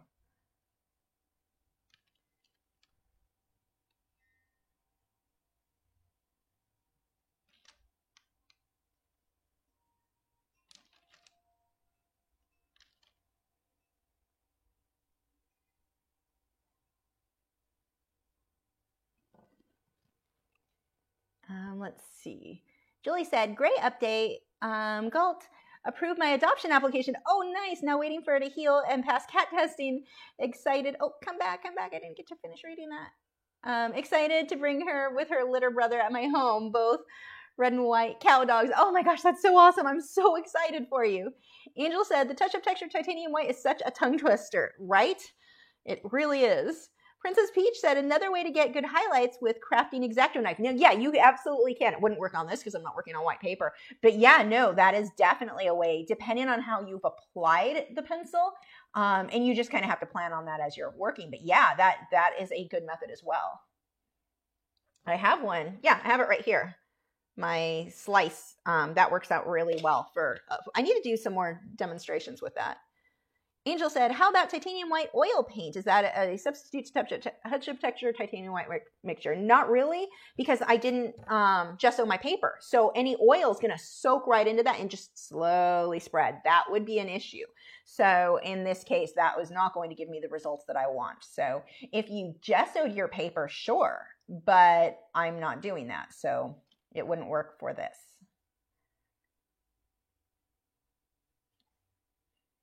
I am not worried about like getting too crazy and having too much fun with my little white lines or dots here. Like I said, I can go back over it with colored pencil. It is not a big deal.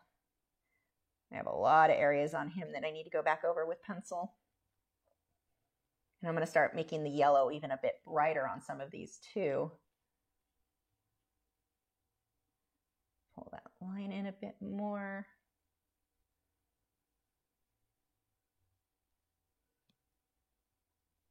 Those construction workers are blasting their music again. I'm going to be so glad when all the houses behind me are done. Like, my excitement level for that is super high.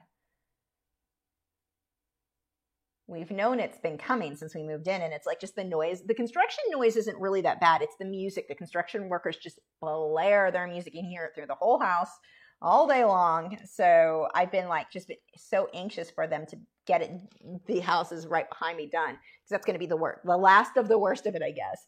And the houses behind me, I think that those are the ones where they're sending the walls, like the wooden, they're already put together. They're just like putting together, like, they're not like my house. They actually had to cut each of the 2x4s or whatever used. With those, it kind of came partially assembled, and they just stick them all together, so they go way faster.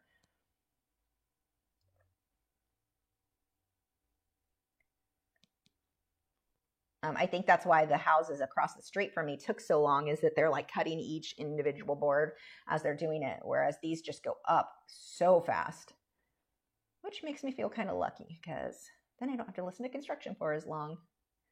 Like, they just started those ones a few weeks ago. They've already got the roofs on a bunch of them. Oh, that just scrolled too far. Where were we? I didn't need to sell my drawing, so I was wondering if I can use hairspray instead of, if yes, what type of hairspray should I use? I can't tell you, and I would never recommend it. The funny thing is, hairspray is not cheap. Like, I don't know why somebody is trying to say, I don't mean somebody like, yeah, that sounds judgy.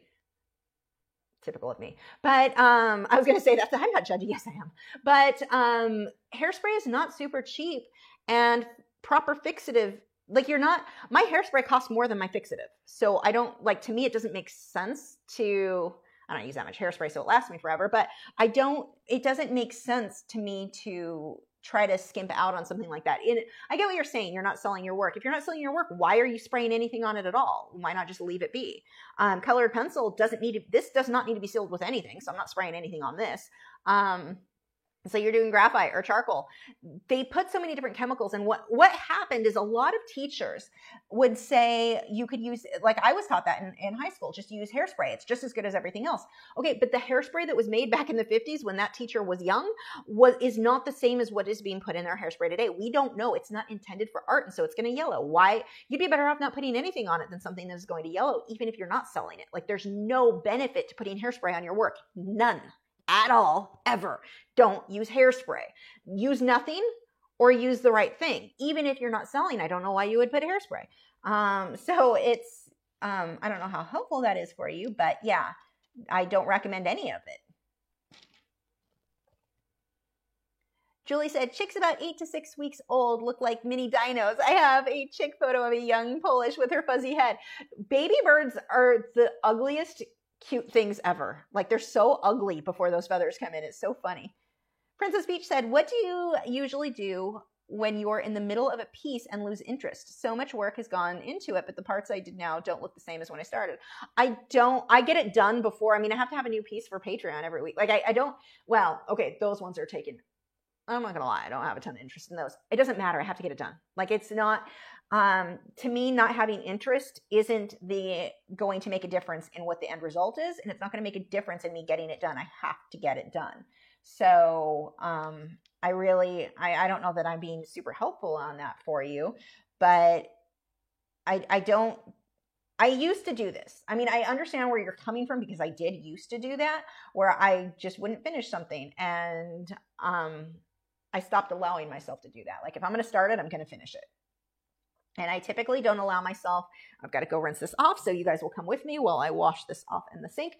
But I typically don't allow myself to start a new piece until the previous one is finished. Now, these over here are a little bit different, because I've got to do a little bit more on her hair, but I was going to wait till I pulled the oil paint out for that one. So that's a little different for me. But normally, I don't start something until the previous thing is finished. Oils, again, a little different because of the dry time. Also, with Patreon, I've been doing some smaller, quick lessons in between. But that's, again, a little different because it's Patreon and I need to get a lesson up. But make yourself finish it. Don't start something new. And you may be excited for that new thing. Doesn't matter. Don't start it until your current project is done.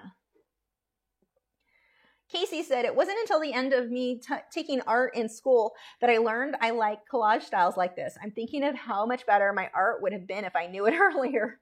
Gypsy Heart said, I agree. The touch of texture mixture coming out finally made me brave enough to plunge into Tricolor pencil, knowing I can fix mess ups easier, gave me the courage to try this medium. That and like little hairs or whiskers, like things that were just the brightest highlight on the eye. I just couldn't get it enough. Like this is, I love this stuff so much. Janet said, what type of chair do you sit on? I find like that I can only sit on it for a short time and my back starts hurting. So this one, it's a cushiony. It's like the ones for doctor's offices that doctors roll around on. It's a stool. There's no back on it because if there's a back, I start to slouch really bad and lean against. Oh, I think I've been slouching today. My back is angry at me. This is what I sit on at the easel, and I make sure that my work, this is a little low. I try to keep my work a little higher so I sit up more straight than what I'm doing right now. In my office, I sit on a Pilates ball. That works really well for my back, but I can't say that it's going to work. Like everyone's is going to be a little bit different what works best. So back problems are so unique to the individual. I don't feel like I can give you advice like, oh, you should go get this chair. This will be the perfect one for you. Your back problem may not like what my back likes. So it's too hard to say, but this one, it's squishy. For me, I can't sit on hard surfaces because of the arthritis I have on my back. I have to sit on things that are really squishy. Serving Artist Collective said, found a set of Derwent. By the way, I have to let this dry completely before I can finish it up. So I'll go through questions now, get caught up on this. Serving Artist Collective said, found a set of Derwent Pro Color cheap, don't sell my work. They are so smooth and silky to use. Are the light fast similar in application? If I didn't know better, I would think they were nearly the same pencil. Like you just rebranded these, but made them light fast, which was good for me because I loved the Pro Color, but not enough of them were light fast. Like the actual use of Pro Color is again, back like the Derwent Light Fast to me, what it feels like somewhere in between wax and oil. And they say that the Derwent Light Fast is oil. It feels like Derwent Pro Color to me, which is a good thing because I loved Pro Color. So yeah, they are very, very similar in practice. There we go. Princess Beach said, any tips for getting hairs with Prismacolors? Hoping to get polychroma soon, but it's hard to get fine lines with Prismas. So Prismas, that would be a case where I would go with the slice tool. So it's just a little like ceramic or plastic. I think they said ceramic, but I think it's just plastic. I don't know what it is, but it's like a little X-Acto knife. And what you would do, let's say your paper is white and you've been burnishing. Now, it doesn't work as well if you've used OMS because the OMS stains the paper underneath. But so in that case, if you're using OMS, put white where you're going to want the highlight, use the OMS, you go ahead and get that so it's in there and then put your color on top. But then you can take this and pull out some highlights or little hairs. But these guys are super, super nice. This one is by Slice.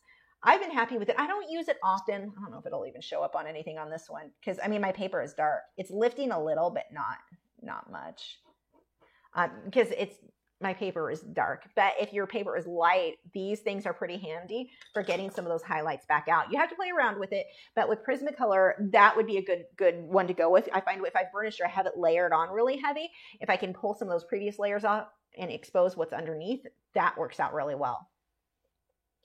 Angel said, I have drank a chamomile tea that put me to sleep, which feels like I have been sleeping for a week when I woke up. Scary. No more of that tea. It shouldn't do that. I doubt that was the tea. That should just calm you. Like it's not like if you take, melatonin, that'll knock you out. That a lot of people will have that result. Chamomile should not do that to you. I would try it again just because that is a weird reaction. I would want to confirm it was the tea and not something else you happen to not realize like you might have taken. I don't like chamomile tea in general though, so I wouldn't drink it anyway. Peggy said, is the touch-up and titanium white reusable? As if I were to mix too much, can you save it and reuse it? No, it's going to dry completely. I've been thinking of getting it, so I don't want to waste it. Mix smaller amounts. I mix too much. Here's one of my old batches. This is too much. All that dries right away, and you can't, like some people had tried adding water to keep it wet like you would with acrylic paint. Second you added water to it, it's no longer archival. So that's defeating the purpose of this. So no, mix small amounts. Don't mix a big batch of it. You want to mix the smallest amount you can, and then add, mix more as you need to. Good question. Let's see. Joshua said, there is another product called liquid white colored pencil. I noticed it when shopping online. It comes in a liquid, but I'm not sure how good it is. I don't know anything about that one. I'm actually interested in excuse me, knowing more about that. My coffee's making me burp because I am a classy lady. Let's see. Princess Peach, is Krylon workable fixative and final fixative archival and a good brand? I've used it. I don't like it for colored pencil. But I don't put the only time I'm going to put a fixative on a colored pencil is if I'm working with powder blender and on sanded paper, or if I'm using Pan Pastels on sanded paper. If I'm using Pan Pastels, I'm going to use Spectrafix as my final fixative. And if I'm going to use powder blender, I'm going to use the whole kit. I'm going to use the one that's made for that from Brush and Pencil. So their final fixative. So I would not personally choose Krylon in any case when it comes to colored pencil. I have used it to seal off graphite or charcoal. Although now I'm definitely finding for charcoal, I prefer the Spectrafix as well. But I mean, I've used it. They're supposed to be better out there, but I've used it and it was fine for my graphite. I never had any issues. Gypsy Heart said, I'm also loving this medium because I completely botched a watercolor piece recently. Lesson learned. Don't enjoy the line too much while painting. Now I'm fixating it with colored pencil. Win. Nice. Sarah said, I'm guessing high school teachers recommend hairspray because they're assuming students already have it at home. No, actually back, like when you go back into the 50s, 60s, 70s, that was a normal thing that was used in art supply. Like that's what artists were using. And so it's always these older artists who think it's the same. And it's like those formulas of those hairsprays changed. Yeah, it was fine back then. It's not now. They use completely different stuff in the hairsprays and they're not okay. And so, well, yeah, students have them at home, but I think the main thing is back then they were an acceptable method of sealing your work and they just aren't anymore. Let's see. And anyone who tells you to use it, it's because their teacher told them to use, like it's kind of been handed down from generation to generation, but it's because what was in hairspray back then is not what it is now.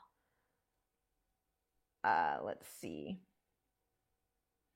Can you suggest some fixatives that don't need to be sprayed outdoors? If there is one, I would like to buy for my charcoal since I know it helps a lot to keep the charcoal. Spectrafix is what I would use for charcoal, and I spray that indoors, no problem.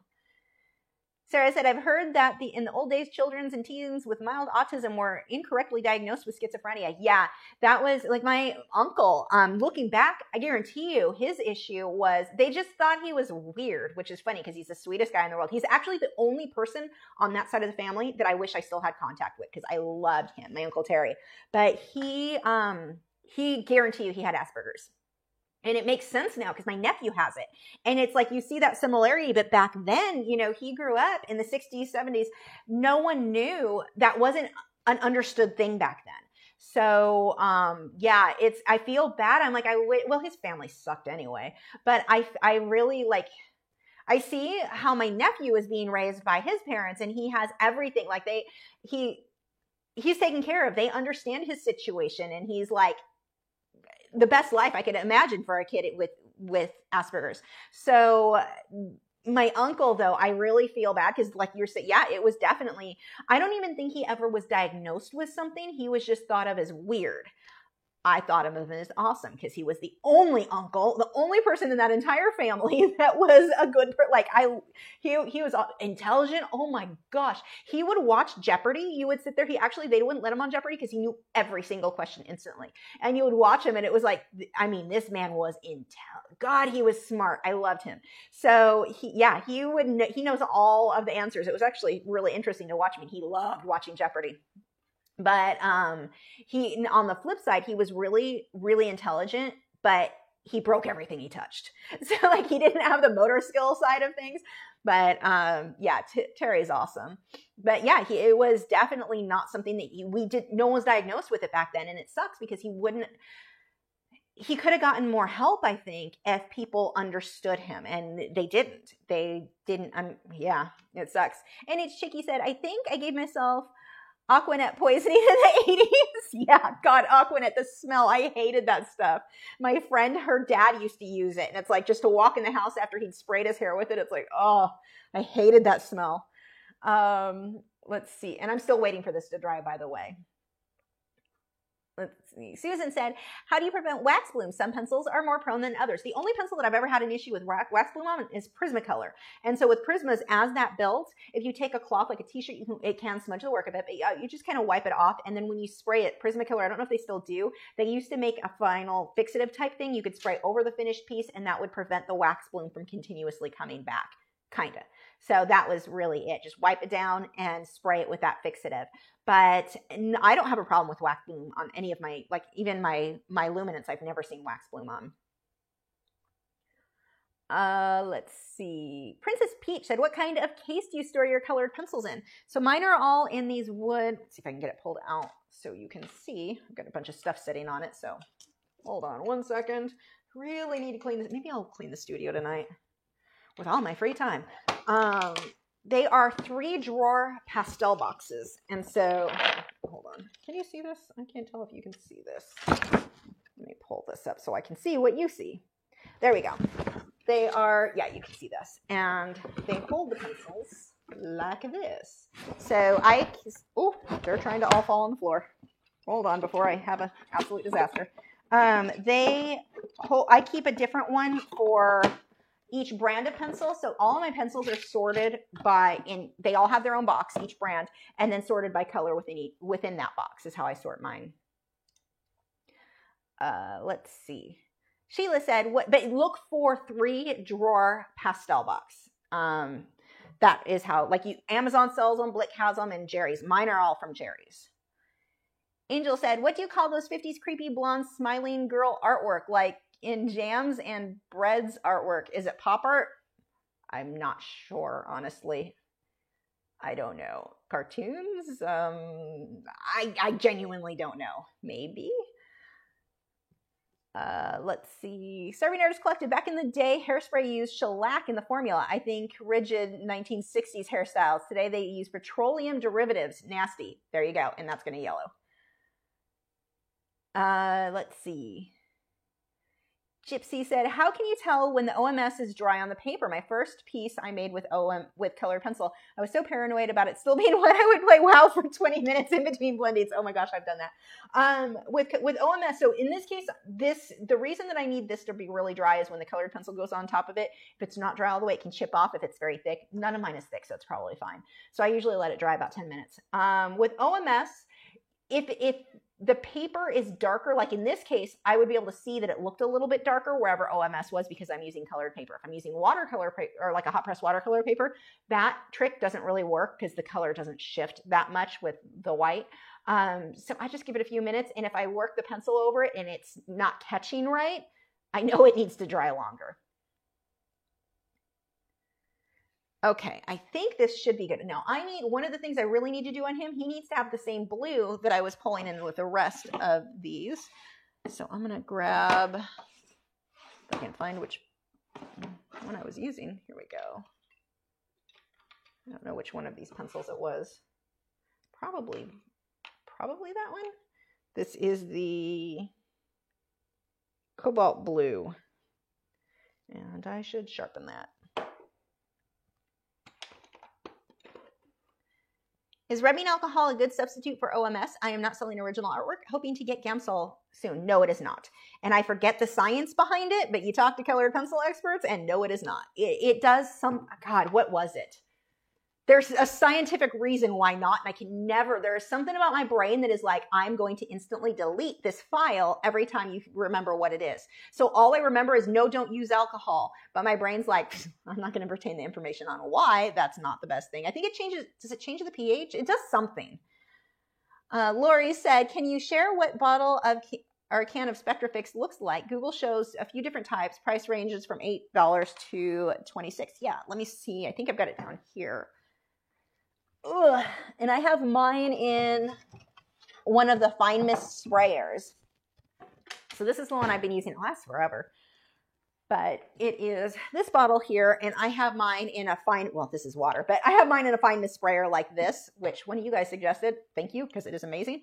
But that is the one that I use. Let's see. Peggy said, how do you stay focused on a single piece to finish it before moving on? I tend to work on multiple pieces at a time to be able to refocus. I work in colored pencil. It takes me months to finish. If that works for you and you're actually getting, hold on, air conditioner kicked on. It's getting cold in here. If you're actually getting stuff done and you're completing the work, then that's fine. But the problem is, hold on, changing this. The problem is going to be if you're doing multiple pieces and not getting stuff done. But if you're getting it done and that works for you, then that's fine. Go ahead and, go for it. But for me, it's just I just have to get it done. If I'm bored with it, then I need to hurry up and get it done faster. like it makes me even more focused and more determined to get it done so I can start on the next thing. So it actually works better for me when I'm like, I'm bored with this. I'm not like taking my time, enjoying it. Like, let's just get it done. So that is just what I do. I set a time too. So like if I'm not in the mood, and usually I'm not, I've got a million things going on. I am always like, my brain's all over the place. So if I'm not in the mood to work on something, I'm going to tell myself, okay, you're going to draw from 7 p.m. till 9 p.m. You can do it, whatever after, but you're going to spend this time right now, this day, and you're going to do that.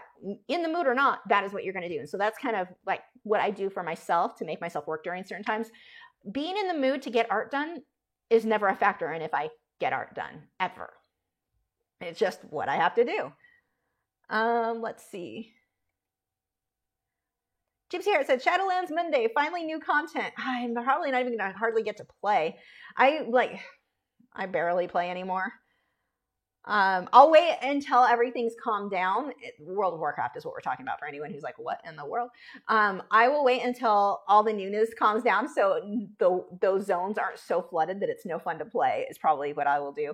Sarah said, I think anyone that does or teaches art for a living should keep up with what is and is not safe to put on their artwork. Yeah, you'd think, but a lot of people are like, well, it's always worked for me. So, yeah. Princess Peach said, oh, bad memory club, check. God, my memory's so bad. TK said, is there going to be a colored pencil Dalmatian soon? You once liked that idea. I do like the idea.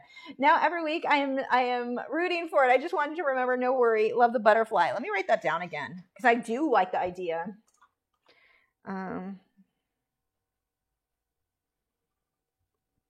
Okay, wrote it down. I think I've written it down before, but wrote it down again. Okay, so this is definitely dry enough now. Let's go ahead. I'm going to pull. Now in mine, on the reference photo, it's more of a purpley color. I may come back through with some more purpley blue, but I'm going to start with just this blue. In a few of these areas. They don't have to be exact to the photo. Close is close enough in this case. And some of this, I'm taking some artistic liberties just because I think it might look nice if I put certain things, the blue in areas that it is not on the photo. Get some of his fluff in here.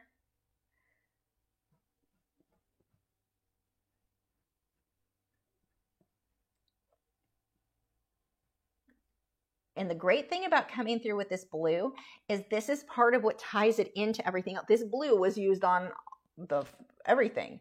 So by pulling that in, pull it in a little bit more on these guys too, this helps tie this area in with the previous area. So like it feels like it goes together.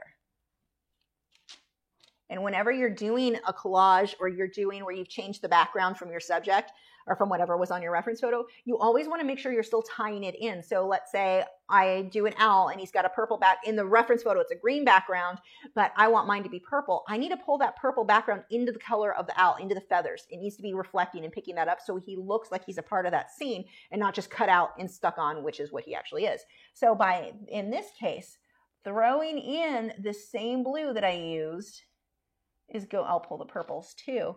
This helps pull him in to the overall piece. I'm not going for like super realistic, oh my gosh, obviously, but pretty. Pretty is my goal here.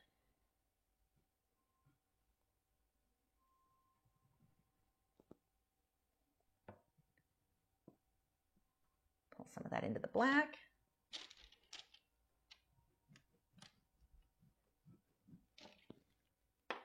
Okay, which purple should I use? Definitely one of the Derwent light masked purples. I think I'm going to pull some of the heather in there, and then I've got violet. Hey, Chris. How do you decide, Princess Peach says, how do you decide what you want to draw? Do you have prompts and such, or just whatever comes to mind? I always struggle with figuring out what to draw. In my case, like here, I just did a search for macro on Unsplash, I think is where I got this one. I just do, like, I needed something small and kind of detailed for being small. And so that's what I did for that. Sometimes, I don't know, sometimes I'll be in the mood to draw sea life and I'll just look for photos that way. Sometimes it's based on requests that people have made. They want a lesson on a certain thing and I haven't done one, like the Dalmatian and colored pencil. yeah, there are a lot of different factors that determine what I'm going to draw. There's definitely not one simple way that I do things. It's not generally a prompt. It's just maybe someone suggested something. And I'm like, oh, I hadn't thought of doing a Dalmatian. That would be fun. Oops. So I'm pulling this heather into this one a little bit.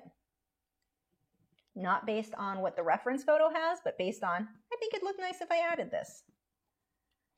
I think my piece would look good with this. That when you're doing things as an artist, like we have a reference photo, but that reference photo is a guideline. There's certain things you want to follow with. I mean, if you're drawing a portrait, you want it to look like the person, so you're going to be more exact. But in other cases where you can take some artistic liberties and make it better. I mean, that's kind of the goal. You hear from a lot of people, what's the point of photorealism? Just take a photo. Because I'm turning it into something else. If you can take that photo and make it better, I think that is the goal. Like somebody in our art group over on Facebook, she drew a snake recently. The improvement from her reference photo to her artwork was huge. So yeah, it's photorealism. She didn't get all crazy, like she didn't do a bunch of surreal stuff in it, but she took a photo and made it so much better, made her artwork so much better than what that photo was. That's the point. That right there, well, it's one of many points of photorealism, but don't feel like every single thing has to be exact to what the reference photo is. Sometimes it looks good if you make a few adjustments. So here I'm taking the purple or the violet and going over the black, and it makes the black look way darker than just black alone. I also want to get a little bit more yellow. Let's see.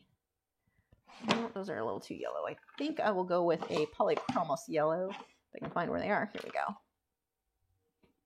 Maybe you will work. We'll find out. Angel said, Chris Dunlop is here. Wow.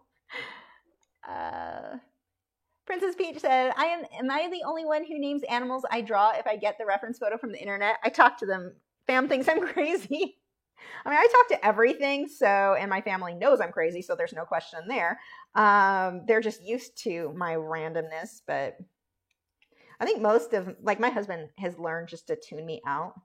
It works really well. I get to ramble and he doesn't really have to listen. Very, very. There's some marital bliss tips for you.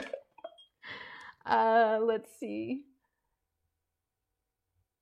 Why is abstract highly praised? I mean, personal preference for some people, I guess. This is a bit too yellow. I'll just put a little bit here and there. Being that I started, I am going to put it in a couple of spots so it isn't like, whoa, that was a mistake. Some people like it. I don't know.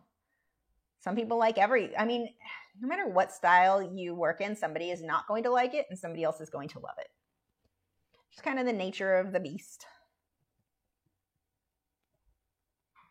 Pulling some of that yellow in here too. We'll make them all fit together a bit. That yellow is too yellow. Let's see. Whiskers said, you mentioned quickly that you put Spectrafix in a fine mist bottle. Can you expand on that?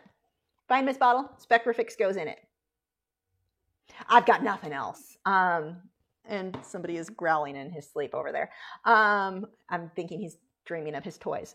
But it just gives you a fine mist instead of like heavy droplets that you would get out of the spray bottle itself. You can still get heavy droplets, just not like you get out of the general one. It's much finer, so it gives you kind of more even, smooth coverage. I think that's all I've got for you, got on that one. Peggy said, oh, that just jumped. Come back, Peggy. Where were you? There you go. I've recently started working on more realistic artwork. Sorry, this is my first live. Finally got on. Do you manipulate the colors in Photoshop to find the values? First, depth shadow. You can. I have. I usually will mess with the colors a bit anyway, I usually hype up the contrast in everything. It is rare that I don't hype up the contrast. I'm going to put white over that to tone down that. That's a much better yellow. So yeah, I do that, but it's usually not so much. Sometimes it is from the colors. Yes, I do a lot of photo manipulation in Photoshop before I decide what my design is. And that may be cropping the subject out, changing the background, moving things around. That is generally all done in Photoshop first. So yeah, I use it a lot. Angel said, sometimes the more general, like how to draw hands, has more views than how to draw Taylor Swift. Absolutely. Sarah said, I'm planning to draw a street in my neighborhood. There are some construction signs there that I'm leaving out. They don't need to be in the piece. That's a good example of things to improve on for sure. Nina said, how come the biggest set of Caran d'Ache luminance is 76, but you can buy up to 100 different colors? Because they came out with more. Are the other 24 colors important? I think it's called their portrait set. I haven't bought it yet, so I don't know. But I'm definitely going to pick it up, but they're new. Priscilla said, hi, Lisa, can you suggest a brand or type of projector to start out with? Not really. I mean, the one that I'm using is like Artograph. They don't use it. They don't make it anymore.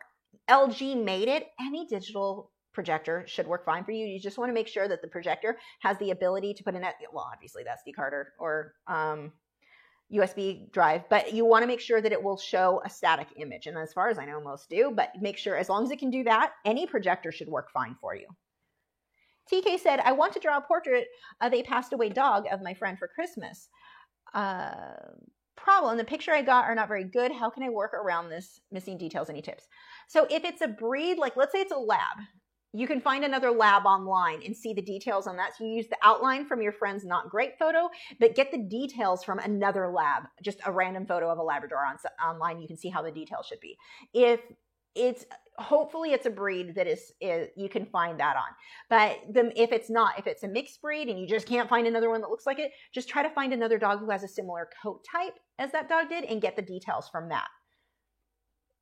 Princess Peach said, how do you get really dark darks in colored pencil without using black? I never seem to get my darks as dark as the reference photo without using black, and then it looks flat. So I use black, and then I'm going over it with purple, and it's really dark, like really dark. That's, I just always will layer, like I like using black, so I don't generally sometimes I guess I don't, but normally I use black, and then I put purple or red and blue over it. And that works out really well for me. And it looks so much darker than just the black itself. The black itself comes out almost, maybe chalky is not the right word, but it's kind of, I don't know, it's not so deep. It's definitely flat.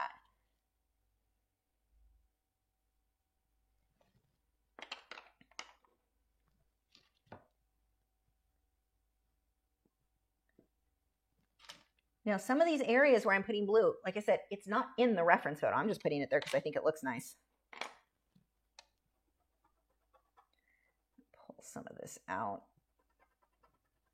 So I've got more of that tan where I was having a little too much fun.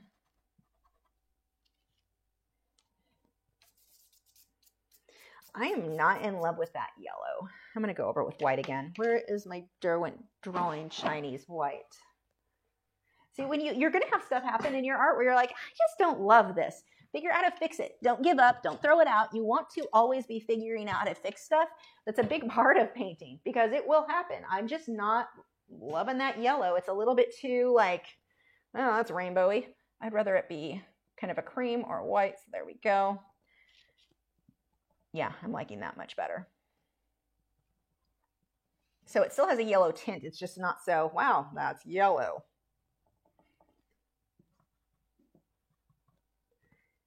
Is it correct to the reference photo? Nope, but I like it. And I lost my purple. There it is.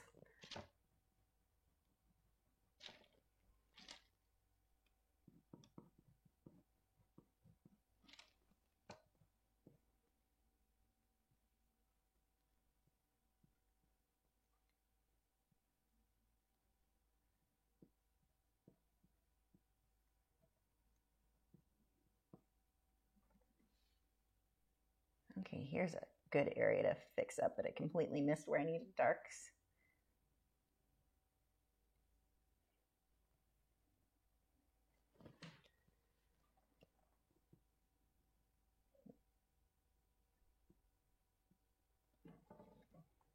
Let's see.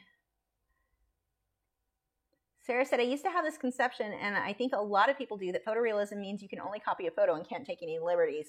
Yeah, I think a lot of people have that, think that too. Skylar said, have you heard of the Nextdoor app? Someone said a neighborhood business app, and I should go on the app to get business. I don't know if that's all, or am I mixing that with something else? I thought that was like, kind of like the one that was like, oh, somebody tried to break into my house in this area, be aware. I'm not sure if that's the same one I'm thinking of. I don't know anything about it, so I can't really give you my opinion one way or another. I thought that's what Nextdoor was, but maybe not. Maybe it's one where you just sell stuff. I don't know. Maybe someone else will have more information for you. I think I'm mixing it up with something else. Princess Peach said, with animals, I don't have this problem, referring to the question about blacks, but I usually draw human portraits, and the black makes it look muddy and lifeless. Oh, I do not use black in portraits. The only time I use black in portraits is if someone is wearing heavy eye makeup or like in the iris, or I'm sorry, the pupil. Sometimes in the shading in the hair, depending on the color of the hair. But black, like for skin tones, that black paint does not get used at all. Stick to your purples and your other colors.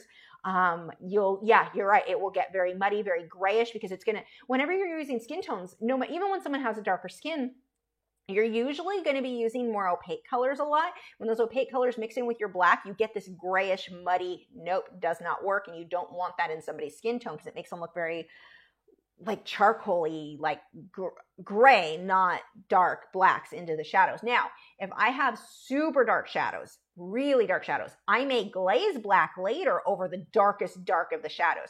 But actual black in with the skin tones, no matter what skin tone somebody is not generally going to be the right choice.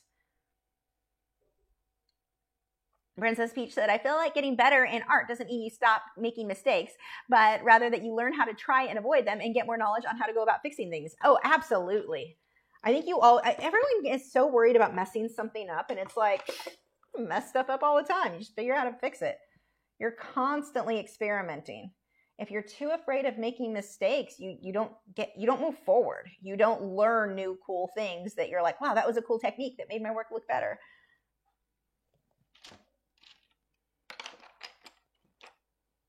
It is 3 o'clock. I guess I can be finished with this. I may come back through and add a little stuff later. I don't know what we'll see what we add next week. And I may adjust this too, because that yellow cream that I have in there, I may decide once whatever I put over here that balances it out, or it may balance it out better if I pull more yellows. Being that I just keep randomly putting stuff, I may decide to make some adjustments there. But that works for this little guy. You can see I didn't end up needing to use any odorless mineral spirits at all because it's such a tiny area. In this paper, the Canson B10s has more tooth than the hot press watercolor paper, and it just picks up a lot of pencil. And so it's with very little burnishing, you get this like deep, rich color. So yeah, he didn't need a lot of help there with, or a lot of blending for sure. Tips for getting an accurate sketch: practice. There's no practice. And one of the things that I recommend, what I would have students do, and this always made the biggest difference in how fast somebody improved, is have them draw the same thing again and again and again. So, like, this is in my face, but let's say they wanted to learn to draw a rose. Trace the rose 10 times. By the 11th, 12th time, they can freehand it and be pretty accurate. If they freehanded it 10 times, they're going to keep making the same mistakes again and again and again, and the improvement is not as big as trace it 10 times and then freehand. Now, the goal is not to forever trace. That is not, I want you to learn how to freehand. You need to learn that skill. But by tracing it, it's forcing your brain to see what's there. Because when we start drawing, our brain is like, I know what an eye looks like. I know what a face looks like. I don't even need to pay attention to that photo. And you draw it out and you're like, it looks like a lopsided potato. This isn't a human. What happened?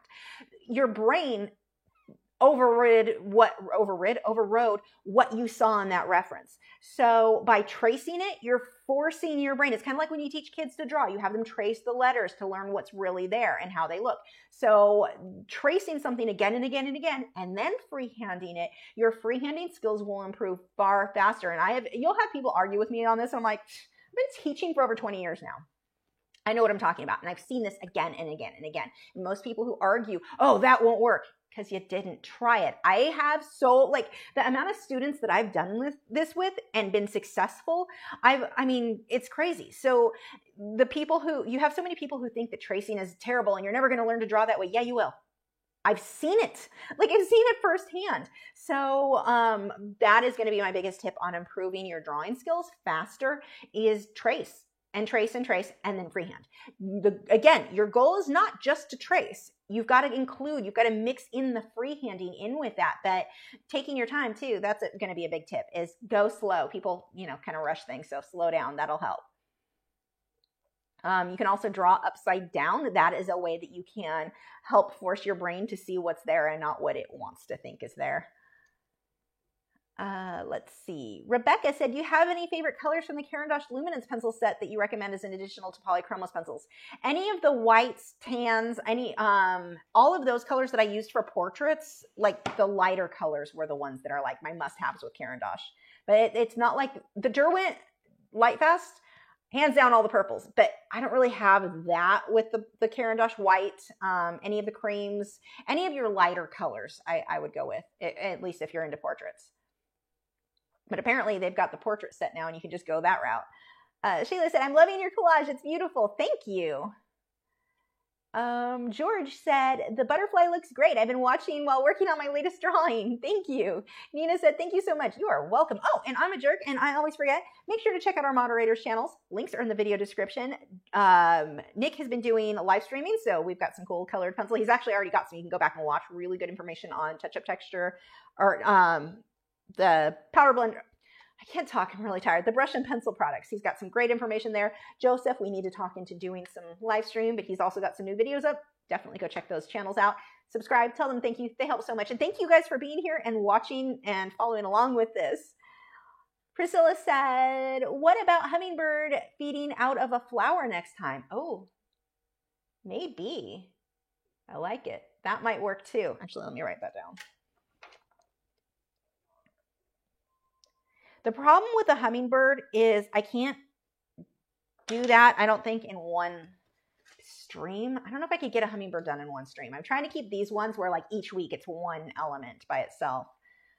I think you should add your zombie snail in this.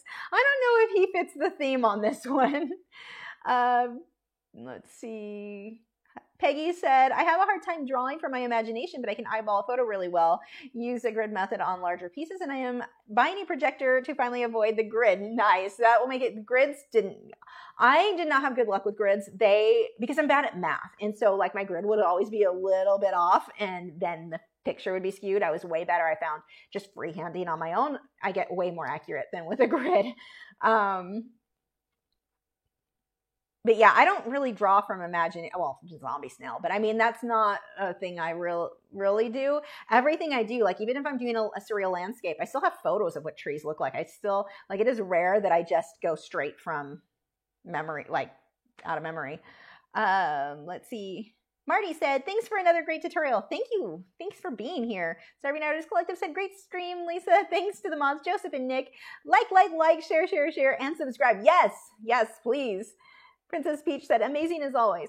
Thank you. Okay, I'm going to head out. And Wednesday, I have no idea what we're going to do Wednesday. Let me know on Facebook, MeWe. I don't know if you've got suggestions. Post in our art group. I don't have a clue what Wednesday is going to be. Yeah, I think that's all I've got. I don't even know what next week's edited video. But anyway, I will see you guys. Thank you so much for being here with me. And I will see you guys next week. Bye.